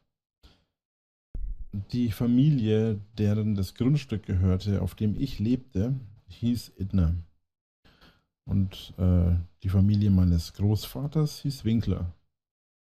Und das heißt im Klartext, meine Großmutter mit selbst 2 Geschwistern oder 2 Schwestern, um genau zu sein, hat dann meinen Großvater geheiratet, der von woanders herkam. Wo er herkam, spielt in dem Fall keine Rolle. Er ist jetzt kein Ausländer, soweit ich weiß. Zumindest kenne ich. Das ist das Wichtigste für dich, oder? Also, es sei denn, er wäre natürlich Italiener gewesen. Aber. Nee, es wäre halt interessant gewesen, von wo er herkommt. Also, kommt er irgendwie aus dem Nachbardorf? Kommt er aus der Stadt? Keine Ahnung. War Russlanddeutscher und ist vom Krieg geflohen. War, was weiß ich. Das ist doch genau die Scheiße, die Leute hören wollen. Das ist doch genau die Sache, die interessant wäre. So. Du erzählst dir über dein Leben und über deine Familiengeschichte. Und die interessanten Sachen, die lässt du immer raus. Stattdessen wird dann wieder 20 Minuten am Schluss auf die Tränendrüse gedrückt. Der arme Bur hat ihm nahestehende Menschen verloren. Rainer, jeder hat ihm nahestehende Menschen verloren. Ist tragisch, ist furchtbar, braucht man nicht drüber reden. Aber das ist hier wieder so ein Ding. Du willst hier auf die Tränendrüse drücken, um Mitleidsbarren abzufarmen. Aber hier die wirklich interessanten Geschichten, die erzählst du nicht. Nee, ich männlicherseits gar keine Ahnung, wo die Familie hergekommen ist. Also habe ich keine Ahnung, wo die Familie hergekommen ist. Ich weiß aber, also ich weiß, wo die Familie ursprünglich gewohnt hat. Ich weiß, wo mein Großvater gelebt hat. Das muss ich jetzt hier aber nicht unbedingt breit treten. Es war in der Nähe von, es reicht zu sagen, denke ich, wenn ich sage, dass es in der Nähe von Geiselwind war. War nicht direkt in Geiselwind, aber war aus der Nähe von Geiselwind. War jetzt nicht die Riesenweltreise, würde ich sagen. Genau, also war schon, wenn man bedenkt, dass es zu dem Zeitpunkt ja gerade erstmal Autos gegeben hat und so weiter, wo meine... Rainer, zu Zeitpunkt, wo dein Großvater darüber gepimmelt ist, gab's, da waren schon 2 Weltkriege rum. Da gerade mal Autos gab es da schon seit über 50 Jahren. Großeltern sich kennengelernt haben, wohlgemerkt. Das ist schon recht beachtlich. Man muss jetzt dazu sagen, mein Vater ist 58 geboren. Also, ja.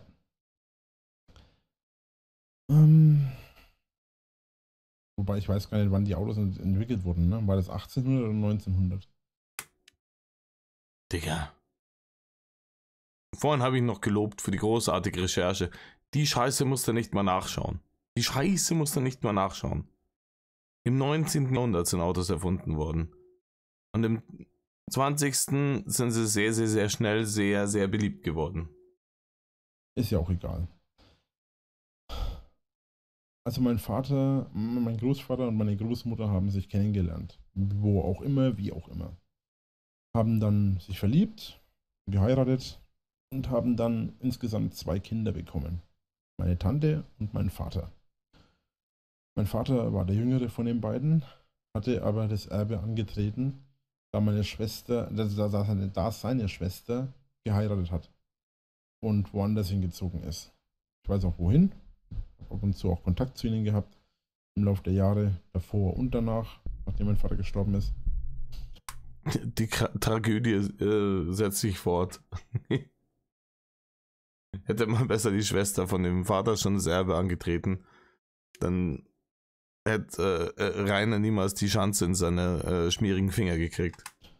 Aber letzten Endes im Vergleich Letzten zu der Endes. Familie meiner Mutter habe ich zur Familie meines Vaters kaum Kontakt gehabt.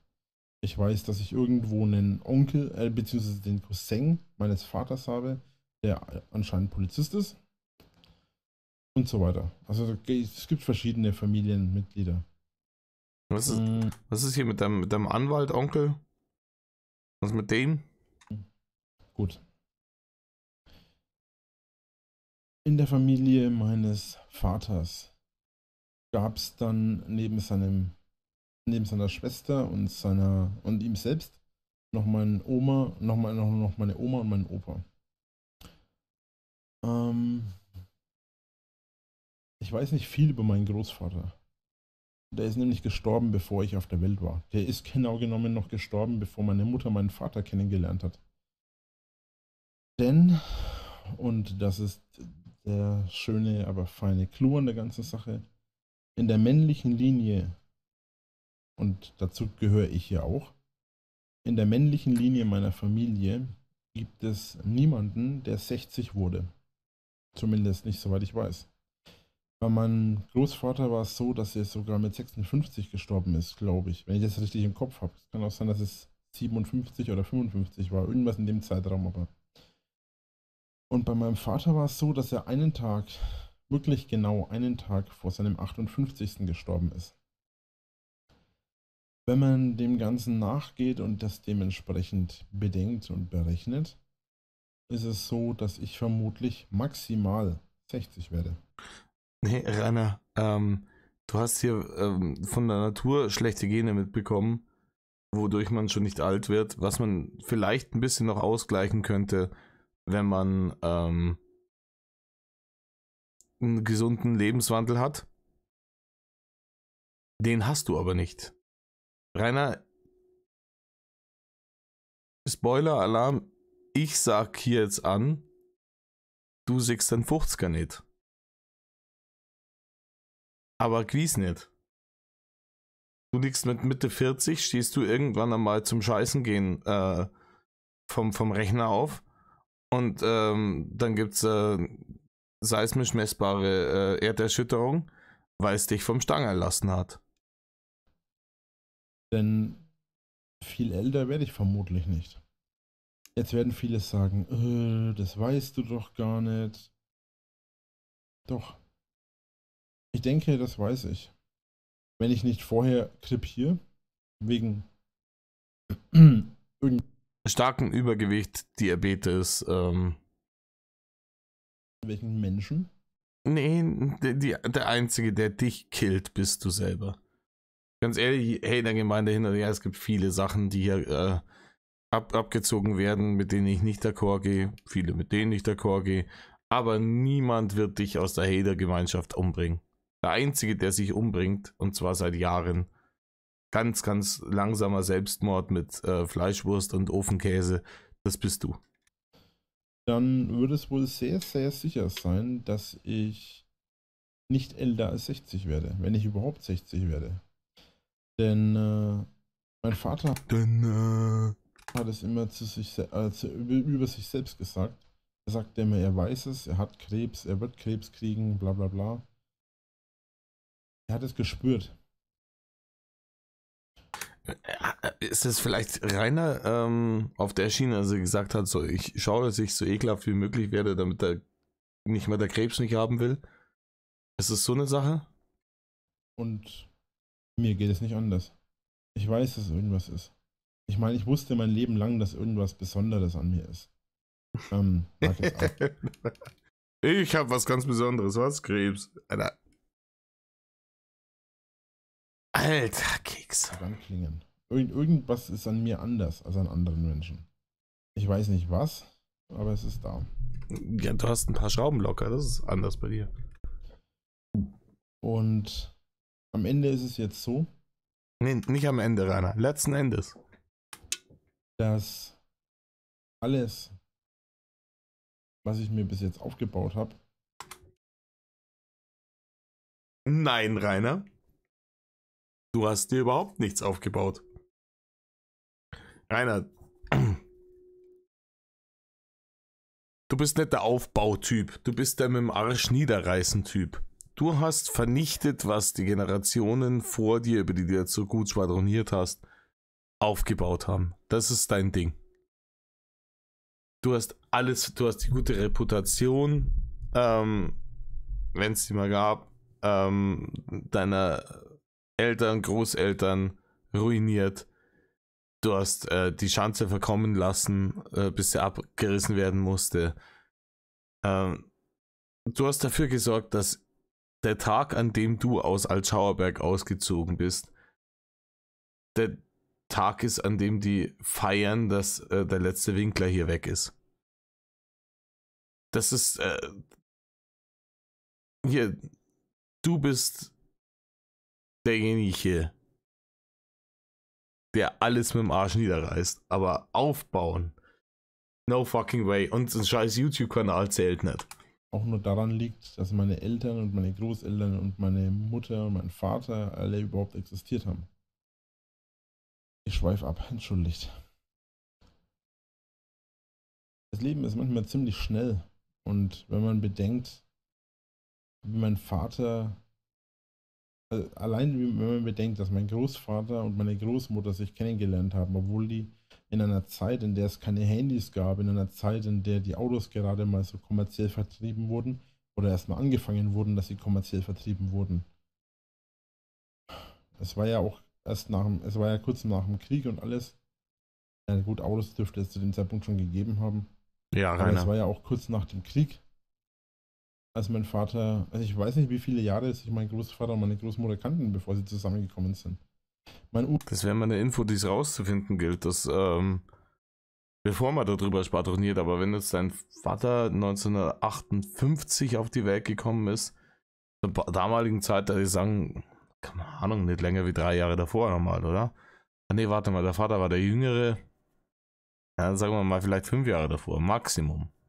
Urgroßvater ist auf jeden Fall, also männliches Herz von meiner Oma, der Großvater, der ist im Krieg gestorben. So viel weiß ich. Allerdings, In welchem? Der könnte es theoretisch vom Alter her in beide gewesen sein. wenn das stimmt, was mein Vater mir erzählt hat, dann ist er, naja, was heißt dämlich? Kein Tod ist dämlich. Oh. Du hast nix vom Darwin Award gehört, Rainer. Aber mein Großvater ist im Prinzip während seiner Militärzeit oder Bundeswehrzeit Bundeswehr gab es damals noch nicht, das war Wehrmacht damals. ist er in einen Weiher, also in einen See gesprungen zum Baden mit Freunden vom Militär, also während sie unterwegs waren und ist mit dem Kopf auf einen Stein geknallt. Und dabei ist er gestorben. Zumindest wurde mir das immer so erzählt von meinem Vater. Ja. Wissen wir wenigstens von welcher Elternseite Rainer seinen Intellekt geerbt hat. Ob das stimmt, weiß ich nicht. Vielleicht wollte er mir einfach nur Angst machen, dass ich nicht mit einem Köpfer in den Weiher springe. Das weiß ich nicht. Rainer, du bist dumm genug, pass auf deinen Kopf auf. Wäre eigentlich völlig Banane gewesen, weil hätte ich sowieso nie gemacht. Und es ist letzten Endes aber so, dass mein Vater ein Mensch war, den man nur bewundern kann. Von den Sachen, die du uns bisher über ihn erzählt hast, wenn man sie denn glauben kann, würde ich dir da widersprechen. Mein Vater, ähnlich wie ich, hat seinen Vater sehr, sehr früh verloren. Er war ein paar Jahre älter als ich. Ich war ja erst 21, meine Schwester war sogar erst 19. Aber mein Vater hatte seinen Vater verloren, als er 27 war. Oder 26. Also relativ früh. Auch im Vergleich. Ich habe ihn noch früher verloren, aber das ist ja wieder was anderes. Und es ist jetzt so, dass mein Vater zu dem Zeitpunkt, ja, er hat alles gestemmt. Er hat den Hof übernommen von meiner Mutter, also von meiner Oma. Hat nebenbei noch gearbeitet, hat alles gemacht. Irgendwann haben sie dann Hat ein paar Kinder verprügelt, hat ein bisschen was von der Baustelle geklaut. Hat seinem nichtsnutzigen Sohn einen Hammer nachgeworfen, so ein Ding. Hof. Also meine Großeltern hatten ja noch einen Bauernhof, aber irgendwann hat meine Großmutter dann gesagt, okay, ich weiß nicht genau, wie das heißt. Es gab dann irgendwann vom Staat eine Ablöse. Wenn man seinen Hof auflöst, bekam man eine gewisse Abfindungssumme. Damit hat man sich bereit erklärt, keine Milch mehr zu verkaufen, gewerblich. Ja, das war damals so ein Ding mit hier mit den Butterbergen und sowas. Es hat zu viele Milchbauern gegeben. Man hat es schon alles zu Butter verarbeitet, aber kein Mensch bei uns im Land hat so viel Butter gefressen. Nicht mal gewusst, dass es später mal Rainer gibt. Und da gab es irgendwie den Satz Milchseen und Butterberge und da musste irgendwie geschaut werden, weil man sonst irgendwie andere Sachen nicht hatte. Aber zu viel Milch und zu viel Butter und dann hat es geheißen, hey, wenn ihr umsattelt auf irgendwas anderes, scheißegal, Hauptsache es ist nicht Milch und Butter, dann gibt es hier was vom Staat. Und man durfte nur noch 1 oder 2 Kühe halten, irgendwie so für den Privatgebrauch, irgendwas in die Richtung war das. Und meine Mutter und auch andere, meine Großmutter und auch andere im Dorf haben das damals dann gemacht. Und daraufhin hatten wir nur noch 2 Bauern im Dorf. Vielleicht ein paar mehr. Ich weiß nicht, bis zu dem Zeitpunkt war. Ich war ja dann nicht am Leben. Aber das haben zu dem Zeitpunkt immer mehr Leute gemacht.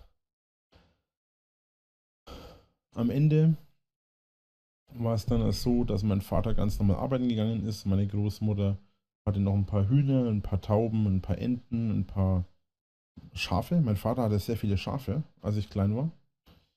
Ja, Warum er die wohl hatte? Regenbogenschaf und so. Das gab es damals bei uns zum Mittagessen oder zum Abendessen.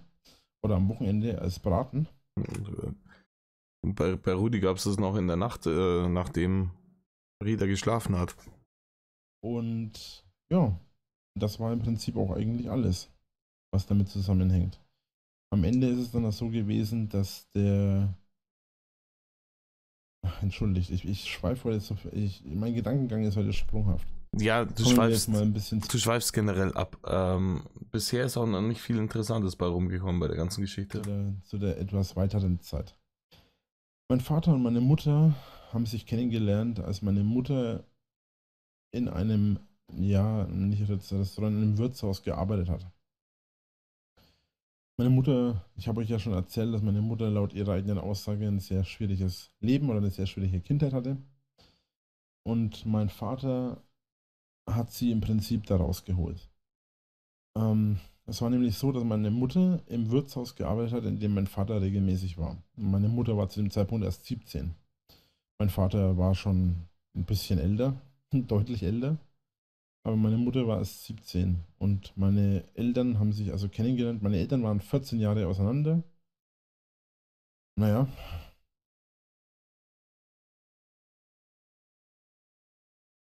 Kann man ja eigentlich mal ausrechnen.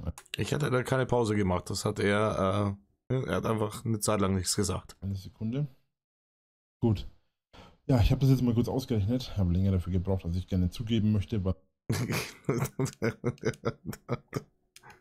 mein Gedankengang einfach gerade so verwirrend ist.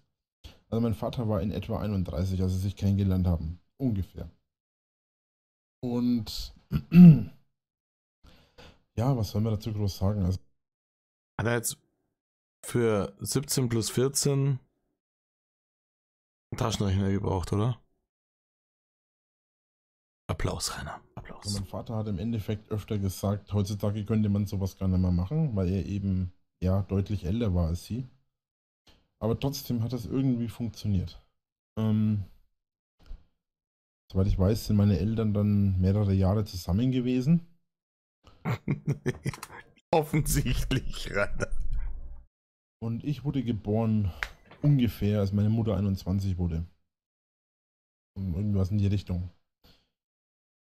Genau. Soweit ich informiert bin, war ich ein Wunschkind. Das gilt auch für meine Schwester. Wir sind auch ein bisschen weiter auseinander. Also meistens es ist ja oft so, dass eine Frau, die schwanger wird und dann halt nach der Schwangerschaft mit dem Partner wieder ein bisschen sich amüsiert, relativ schnell danach nochmal schwanger wird. Das liegt am Hormonhaushalt der Frau. Nee, das liegt am Bumsen, Rainer. Das liegt am Bumsen. Und daran, dass die Leute, wenn es Wunschkinder sind, sagen, hey, wir wollen vielleicht, dass die nicht 10 Jahre auseinander sind, sondern dass die noch relativ nah beieinander sind, dass die halt zusammen spielen können oder sowas. Weißt du? Also wenn man da nicht vorsichtig ist, dann kann das sehr, sehr schnell passieren, dass man direkt wieder schwanger wird. Da muss man ein bisschen aufpassen. Na komm, lass gut sein. Im Fall von ein paar Bekannten war das sogar der Fall. Aber bei mir ist es jetzt nicht der Fall gewesen. Und meine Eltern haben ungefähr 1,5 Jahre zwischen mir und meiner Schwester gelassen. Ich persönlich habe den Abstand eigentlich immer als größer empfunden, aber das ist was anderes. Ach ja, und für die Leute, die sich immer noch danach fragen, ja, ich bin der Ältere. Das wissen wir, Rainer. Kommen wir zurück zum Thema. Wie gesagt, mein Vater und meine Mutter lernten sich da kennen. Ich weiß nicht, wie lange und wie viele Jahre das ging. Ich weiß aber, dass meine Mutter damals... Alter, du hast gerade gesagt, die haben sich kennengelernt, wo sie 17 war. Es ging offensichtlich so lange, bis Rudi gestorben ist. Das heißt, da warst du 21. Auf die Welt gekommen bist du, als sie 21 war. Rechnen wir 21 Jahre drauf, war sie dann 42. Rechnen wir die 4 Jahre wieder weg. Kannst du es da ausrechnen, oder? Mit einem, mit einem Angehörigen der Familie des Wirtshauses zusammen war. Die hatten aber öfter mal Probleme. Und im Endeffekt war es dann so, dass mein Vater zu meiner Mutter irgendwann gesagt hat, hier hast du die Nummer.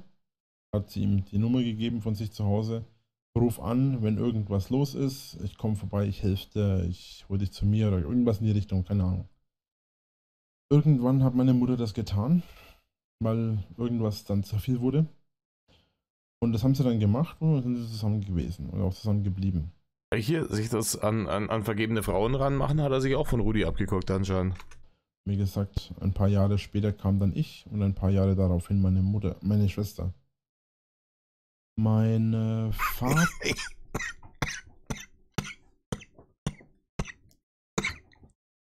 Ich muss nichts dazu sagen, den Gedanken könnt ihr euch selber machen. Wie beschreibe ich meinen Vater? Mein Vater war ein anstrengender, zielstrebiger und starker Mensch. Ich denke, viel von meiner Persönlichkeit, vor allem was meine innere Stärke und mein Durchhaltevermögen sowie auch meine Unvernünftige Sturheit, dein Cholerikertum, deine absolute Lernunfähigkeit angeht. Meine Kraft angeht, was meine geistige Stärke angeht. So kann man es auch sagen. Ich denke, das kommt sehr, sehr viel von meinem Vater. Ich denke, das liegt auch ein bisschen an den Genen meiner Mutter, was mein Temperament angeht. Das habe ich wohl eher von meiner Mutter. Wobei man dazu sagen muss, dass auch mein Vater ein sehr starkes Temperament hatte. Ja, davon hast du uns schon erzählt, wenn er irgendwie Kindergartenkinder bei euch im Sandkasten verprügelt hat. Ich habe jetzt nie gesehen, dass er sich mit irgendjemandem prügelt. Ich weiß auch nicht, ob er das groß getan hat. Laut dem, was ich von meinem Vater gelernt habe, war es nicht der Fall. Weil er nicht besonders gerne auf Gewalt zurückgegriffen hat. Aber Rainer, du hast uns sehr viele andere Sachen erzählt, wo genau das Gegenteil der Fall war. Er hat nie gerne auf Gewalt zurückgegriffen, aber ihm hier einen Hammer nachgeschmissen. er konnte sich wehren, wenn er wollte. Mhm. Im Gegensatz zu dir. Ansonsten war es wirklich so, dass mein Vater sehr viel arbeiten war. Also mein Vater ist Tag ein, Tag aus, jahrelang arbeiten gegangen, hat so gut wie nie Urlaub gemacht. Meistens war es tatsächlich so, dass er eigentlich seinen Urlaub größtenteils ausbezahlt bekommen hat. Man hat ja in Deutschland, ich weiß nicht, 30 Tage, 31 Tage Urlaub im Jahr. Kommt auf den Arbeitgeber drauf an. Also etwa einen Monat, verteilt über das ganze Jahr. Mein Vater hatte, glaube ich, ich erinnere mich nur an ungefähr 6 Wochen, verteilt über etwa 20 Jahre, die er wirklich Urlaub hatte. Und davon noch nicht mal richtig Urlaub. Ich erinnere mich, dass Kann ich jetzt nicht nachprüfen, weiß ich nicht.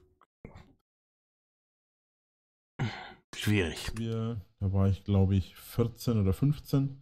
Ich erinnere mich, dass mein Vater Urlaub hatte und wir im Tiergarten in Nürnberg waren und dann mitten im Besuch vom Tiergarten meinte mein Vater, ja, wir müssen nach Hause, er muss arbeiten gehen. Ja, da hat's Handy geklingelt in den 90er Jahren bei deinem Vater. Ja, da haben sie einen Betonmischer auf seinem Diensthandy angerufen und gesagt, hier, Jane, komm mal, Rudi, komm mal, wir müssen ganz dringend mal ein paar Tonnen Beton durch die Gegend kutschieren. So ein Ding war das. Nee, Rainer, glaube ich dir nicht. Ja, also ich weiß gar nicht, ob wir damals mit 2 Autos gefahren sind oder wie wir es gemacht haben. Auf jeden Fall ist es dann so gewesen, dass wir wirklich nach Hause gefahren sind und mein Vater zur Arbeit gegangen ist. Also mein Vater war wirklich, heutzutage würde man glaube ich Workaholic dazu sagen. Mein Vater war ein Arbeitstier und der war sich auch für Arbeit nicht so schade. Ich bin da anders, muss ich auch ganz ehrlich zugeben. Wow, wow. Rainer, eine ehrliche Aussage. Eine ehrliche Aussage von dir. Achten wir in letzter Zeit nicht so viele. Hm? Ich schäme mich auch nicht darüber, das zuzugeben, denn letzten Endes ist es so, dass ich nicht mein Vater bin. Ja, aber letzten Endes ist es schon so, dass du die letzten 10 Jahre immer gesagt hast, was das für harte Arbeit ist, was du alles machst, wie du heftig den Arsch aufreißt und dass die Arbeitsstunden hier von den Leuten, die dich hier haten, überhaupt nichts sind gegen das hier, was du machst mit Rendern und Hochladen und so einem Scheiß. Also, ja, Kirche im Dorf und so weiter. Ich bin ich. Ähm, Ich arbeite auch gern, Nein, Rainer, tust du nicht. aber auf eine andere Art. Rainer, jetzt mal ganz ehrlich. Wichsen und Fremden, wenn im Idealfall noch vergebenen Frauen Pimmelbilder schicken, zählt nicht als Arbeit. Und das, was du hier machst, ist auch keine Arbeit. Mein Vater hat immer zu mir gesagt, gib dir in der Schule Mühe, dass der am Ende nicht so endest wie ich. Er wollte nämlich nicht, dass ich mein Leben lang buggeln muss. Und was hast du gemacht? Hast du gesagt, oh ne, leg mir am Arsch. Ich schwänze. So. Ich war aber in der Schule leider eine richtige Pflaume. Und ich meine das wirklich im Sinne von einer richtigen, trockenen, ranzigen, ekelhaft verschimmelt und verfaulten, ja, ausgetrockneten Pflaume. Ja, und daraus wird halt kein leckerer Zwetschgendatsche mehr. Ich bin ein schwarzes Schaf, was sowas angeht. Für mich ist Arbeiten, körperliche Arbeit ist für mich nicht wirklich mein Ding. Mit dem Kopf arbeiten auch nicht unbedingt. Aber ich habe meine Talente anderswo. Und das, wo mir zum Beispiel in den Armen oder im Rainer, erstens, Talente hast du überhaupt keine. Zweitens, ganz viele Leute haben keinen Bock auf Arbeit. Wenn ich morgen im Lotto gewinne, dann sieht mich mein Arbeitsplatz nie wieder. Ja, weil ich bessere Sachen zu tun habe mit meiner Zeit. Weil ich Hobbys habe, weil ich Freunde habe, weil ich andere Dinge machen will. Wir gehen halt arbeiten, nicht weil wir da Bock drauf haben, sondern weil es halt laufende Kosten zu decken gibt und weil man sich dann halt davon zwischendurch einmal was Schönes leisten kann. Wenn ich mir das Ganze ohne Arbeit leisten könnte, dann würde ich auch nicht arbeiten gehen. Das ist ganz normal. Kopf fehlt, mache ich mit meiner Fantasie und mit meinem Einfallsreichtum weg. Ich weiß, wie ein Hammer aussieht und ich weiß auch, wie man den Schraubenzieher benutzt. Ich kann Weil beides von Rudi mal in den Kopf geworfen gekriegt hast. den Schlitz und den Kreuzschraubenzieher voneinander unterscheiden. Damit bin ich schon vielen Menschen, so traurig wie sich das anhört, damit bin ich schon vielen Menschen überlegen. Und trotzdem, ich mache solche Arbeiten sehr ungern. Letzten Endes ist es so, dass man immer selbst entscheiden muss, was man alles machen möchte. Meine Talente liegen nun mal nicht darin, 12 Stunden lang arbeiten zu gehen und Nee, deine Talente liegen da drin, um Spenden zu betteln im Internet und Leute zu provozieren und widerlichen Scheißdreck daraus zu pimmeln. Das ist dein Talent. irgendwo rumzurennen und mein Zeug zu machen. Aber ich lebe ja glücklicherweise auch in einer Zeit, in der ich die Möglichkeit bekommen habe, dass ich auch mein Leben anders führen kann. Ich lebe in einer Und was für ein schönes Leben das ist, Rainer. Richtig gut. Sehr erstrebenswert. Sich vor der ganzen Welt verstecken, weil man gehasst wird von allen Leuten und währenddessen noch im Internet irgendwie Mitleids-Content rauszupimmeln und um Spenden zu betteln. Da kannst du richtig was einbilden. Das ist ein super Talent, Rainer. Ganz ehrlich, ich habe mehr Respekt vor den Leuten, die sich hier in der Innenstadt hinsetzen und zum Becher hinstellen und sagen, hier, für Alkohol bitte. Zeit, in der ich Social Media nutzen kann. Ich lebe in einer Zeit, in der ich mit Videos und Streams sowie anderen Sachen Geld verdienen kann.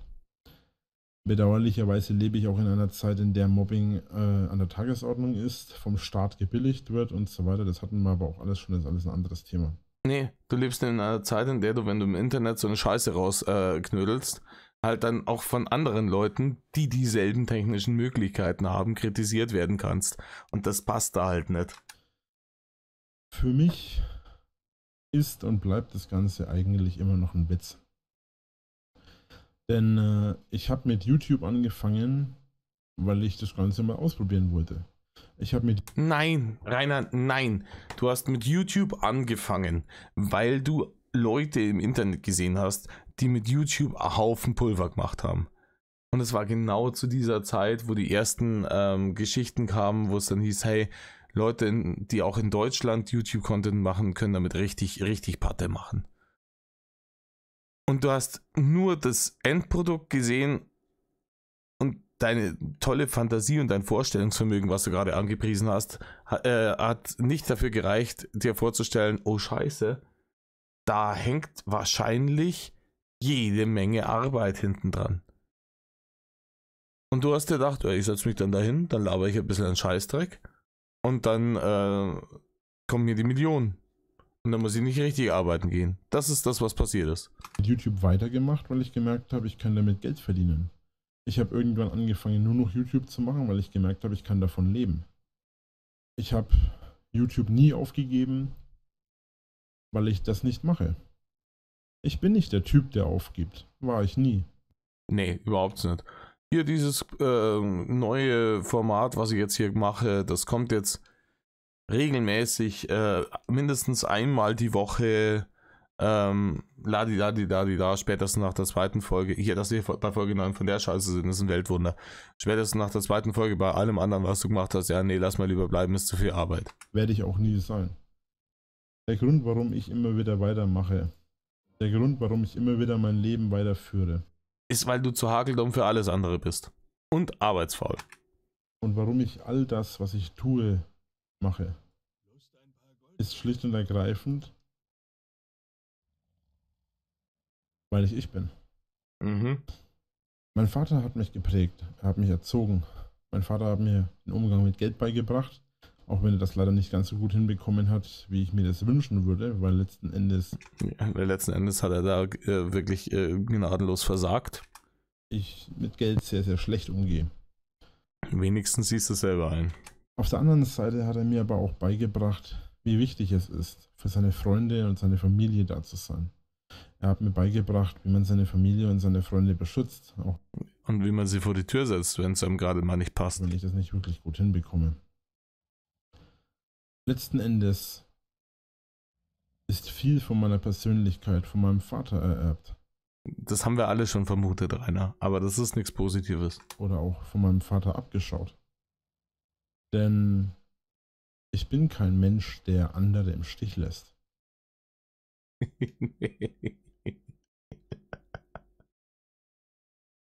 Ach komm. Ich bin auch kein Mensch, der über andere lacht. Oder der sich an deren Unglück weidet. Mein Vater hat mir beigebracht. Was war das in dem Blogpost, den du vor 2 Wochen geschrieben hast, wo drin gestanden ist, ihr sollt ja alle irgendwie in der Hölle beraten und wenn ihr wiedergeboren werdet zum maximal leiden, ist es nicht O-Ton, aber sinngemäß. Nee, er weidet sich nicht an der Leuten Unglück. Was richtig und was falsch ist. Er hat mir beigebracht, was man sagt und was man nicht sagt. auch da war er nicht sonderlich erfolgreich, wenn ich mir das mal so anschaue, was du in den letzten 10 Jahren alles gesagt und nicht gesagt hast. Auch wenn ich das leider bis heute nicht wirklich verinnerlicht habe. Als mein Vater krank wurde, das mag sich jetzt egoistisch und selbstverliebt anhören. Und Reiner egoistisch und selbstverliebt, das ist immer gewohnt von dir. Das ist nichts Neues. selbstsüchtig. Aber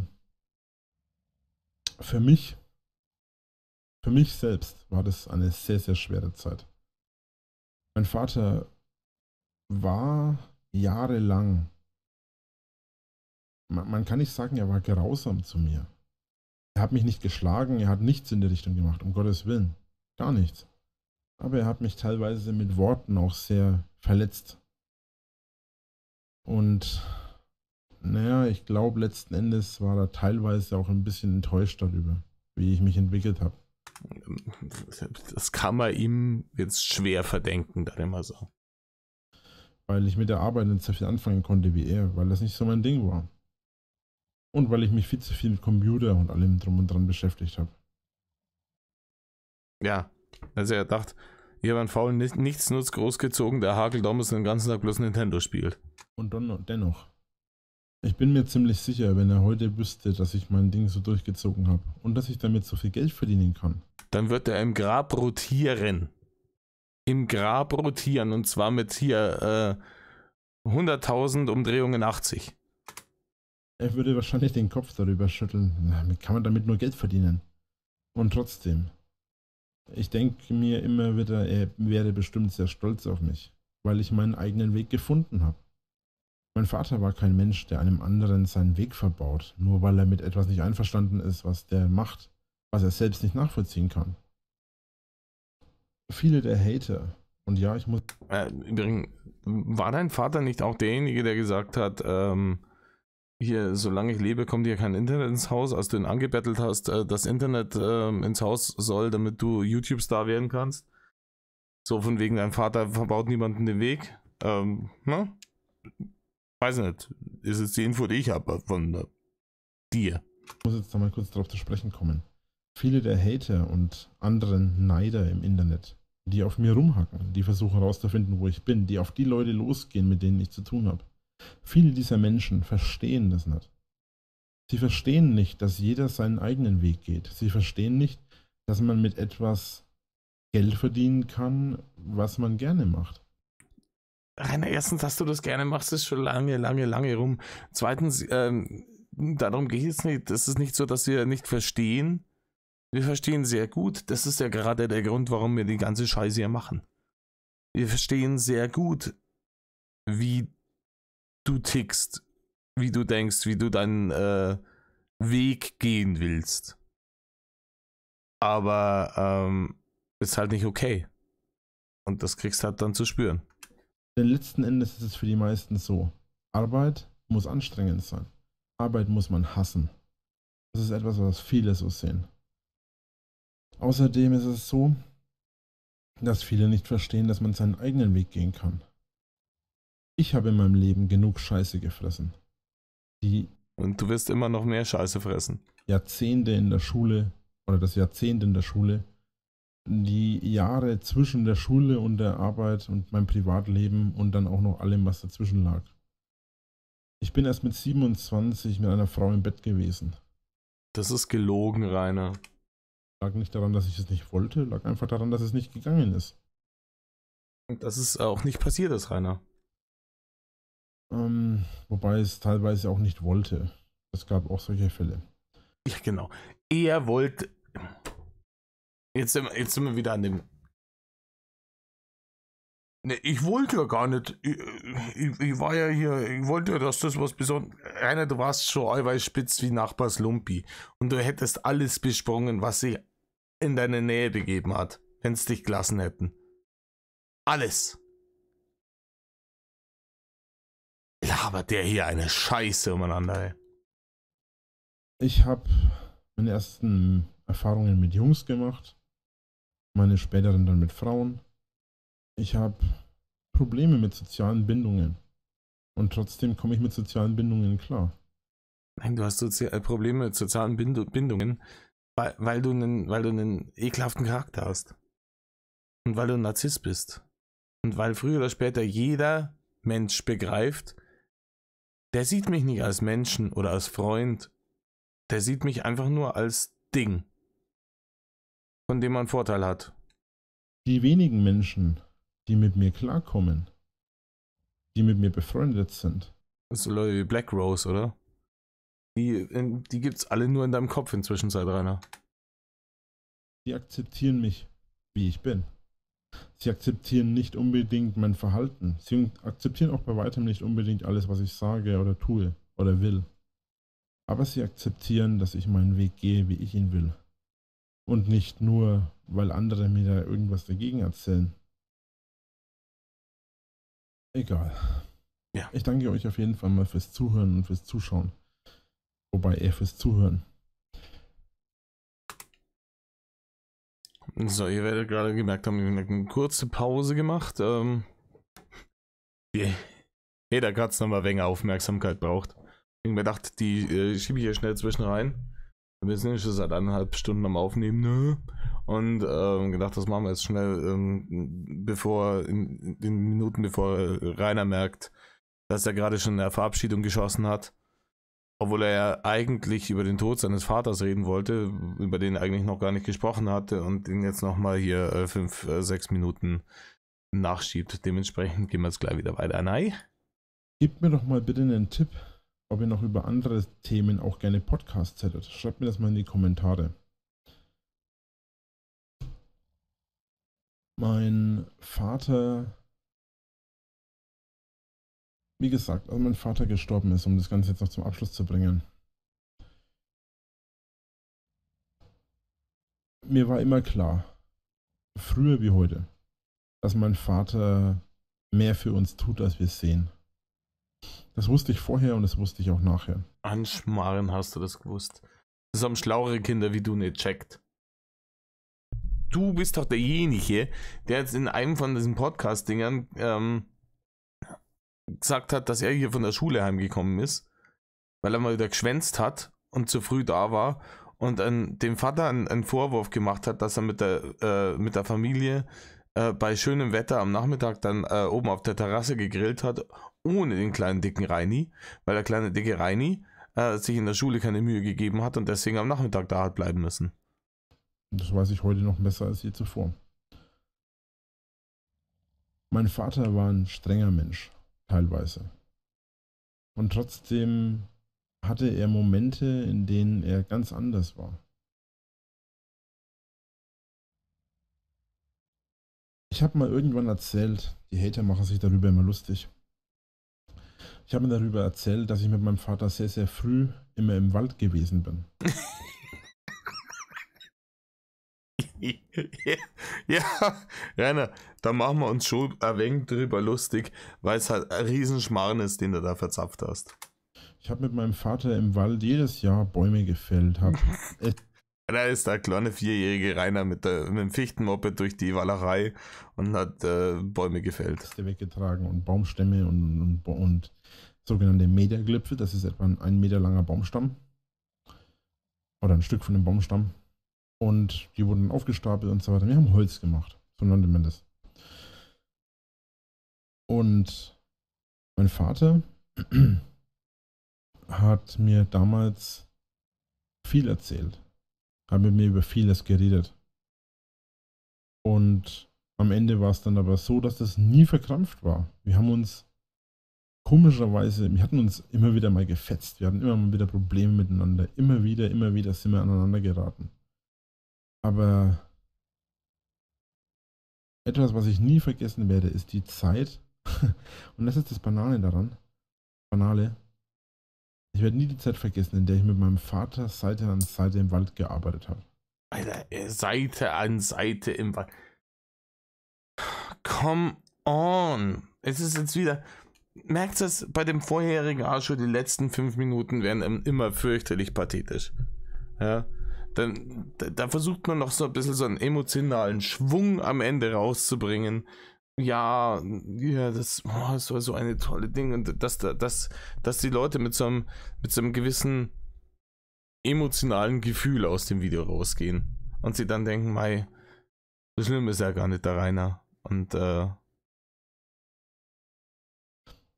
Ich mochte das zwar nie, aber rückblickend betrachtet war es die wertvollste und auch die beste Zeit, die ich mit meinem Vater hatte. Wir hatten gearbeitet, wir hatten rumgeblödelt, wir haben gescherzt und wir haben uns unterhalten. Aber nicht irgendwie nur so von Vater zu Sohn, sondern auch als Menschen. Rainer, du hast verzapft, dass du zu dem Zeitpunkt 4 Jahre alt warst. Welche tiefschürfenden Gespräche wird der mit dir geführt haben? Die Kommunikation wird sie wahrscheinlich zu 90% darauf beschränkt haben, zu sagen, Rainer, lass das bleiben, Rainer, leg das hier, Rainer, stopp, na, pfui, aus, nimm das nicht in den Mund. Ich habe meinen Vater über viele Dinge ausgefragt. Viele Dinge, über die er normalerweise nicht gesprochen hat. Beispielsweise glaubte mein Vater durchaus, dass es Außerirdische geben könnte. Er glaubte, dass es durchaus in der Möglichkeit bestehen würde. Wir haben uns über viele Tierarten und so weiter unterhalten, da mein Vater genau wie ich sehr gerne Tierdokumentationen und so weiter angeschaut hat. Viele Sachen über Dinosaurier und alles. Das hatten wir gemeinsam.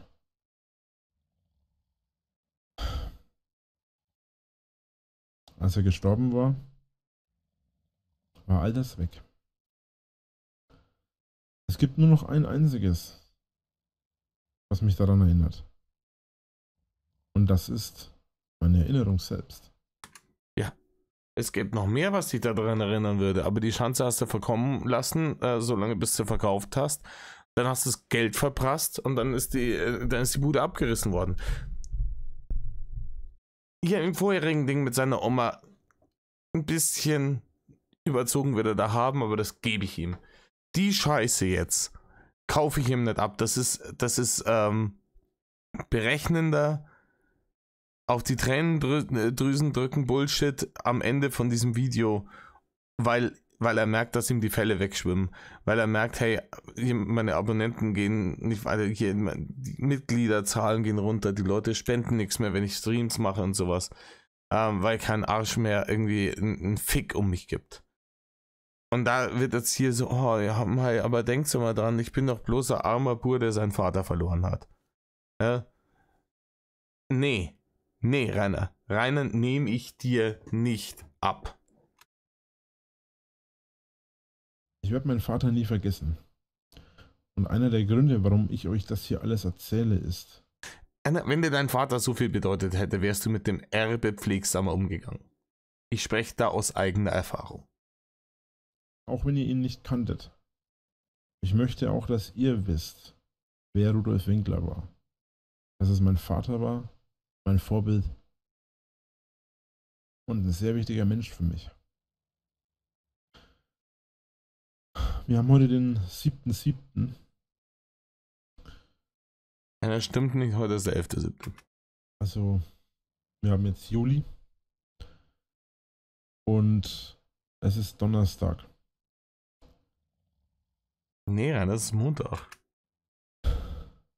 Am Freitag, nee, nicht am Freitag. Am Sonntag ist es 11 Jahre und eine Woche her, dass mein Vater gestorben ist. Denn er starb am 3.7.2011.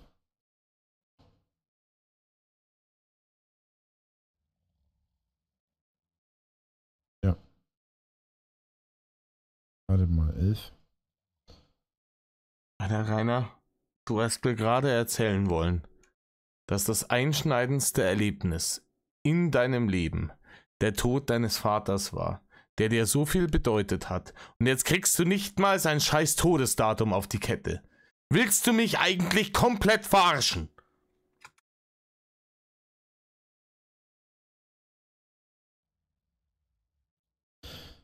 Ja, auf jeden Fall. Ich bin jetzt gerade verwirrt, gerade wegen der Jahreszeit. Ist er jetzt 10 Jahre gestorben? Oder 11? Ich dachte, Rainer, wenn er 2011 gestorben ist, dann sind es 11 Jahre her, weil wir 2022 haben. Und da... Oh Gott. 11. Ich bin jetzt aber bei 10. Naja, ihr wisst ja alle, dass ich mit Zahlen ein Problem habe. Auf jeden Fall ist der Jahrestag vom Tod meines Vaters jetzt. Und der ist jetzt schon über ein Jahrzehnt tot. Ich bin 32. Ja. Ja, und in den 10 Jahren hast du alles zunichte gemacht, für deinen Vater, wie du selber gesagt hast, so hart gearbeitet hat, dass er im Jahr bloß eine Woche Urlaub gehabt hat. Bist du stolz auf dich, Rainer? Meinst immer noch, dein Vater wäre stolz auf dich? Ich glaube nicht. Ich glaube nicht, dass der, wenn das der Wahrheit entspricht, dass der sich seinen Urlaub hat ausbezahlen lassen, damit er hier die Schanze instand halten kann, damit er hier die Familie ernähren kann und sowas. Wenn er so viel gearbeitet hat und sich so viel Mühe gegeben hat, glaube ich nicht, dass der heute stolz auf dich wäre. Ganz im Gegenteil. Ganz im Gegenteil. Ich glaube, der darf die Prügeln ausschmeißen. Und das vollkommen zu Recht. Die Welt ist grausam. Grausam, grauenhaft. Und das wird sie immer bleiben. Aber denkt immer daran, wenn ihr euch an jemanden erinnert, lebt die Person bis zu gewisser Weise weiter. Und ja, jetzt wird es zu schnulzig. Ich danke euch fürs Zuschauen. Ich hoffe, es hat beim nächsten Stream... Ja, nächsten Gedöns, leck mich am Arsch. Jetzt hat er mich am Schluss wieder richtig gemacht. Am Ende von dem ersten Ding habe ich es ihm gegeben. Ja, da habe ich es ihm geglaubt noch. Und gedacht, okay, ja, ne, lass gut sein. Jetzt hier am Ende hat er es übertrieben. Da war es dann too much. Und ich weiß nicht, wie es bei euch ausschaut. Das macht die ganze Scheiße von dem vorherigen auch wieder unglaubwürdiger. In meinen Augen. Na, war jetzt ein bisschen schwierige Kost. Ich hoffe, es hat euch trotzdem gefallen. Dann bleibt nur noch zu sagen, tut bitte um Himmels Willen, komme was wolle, nicht was Rainer tut. Und Metal off.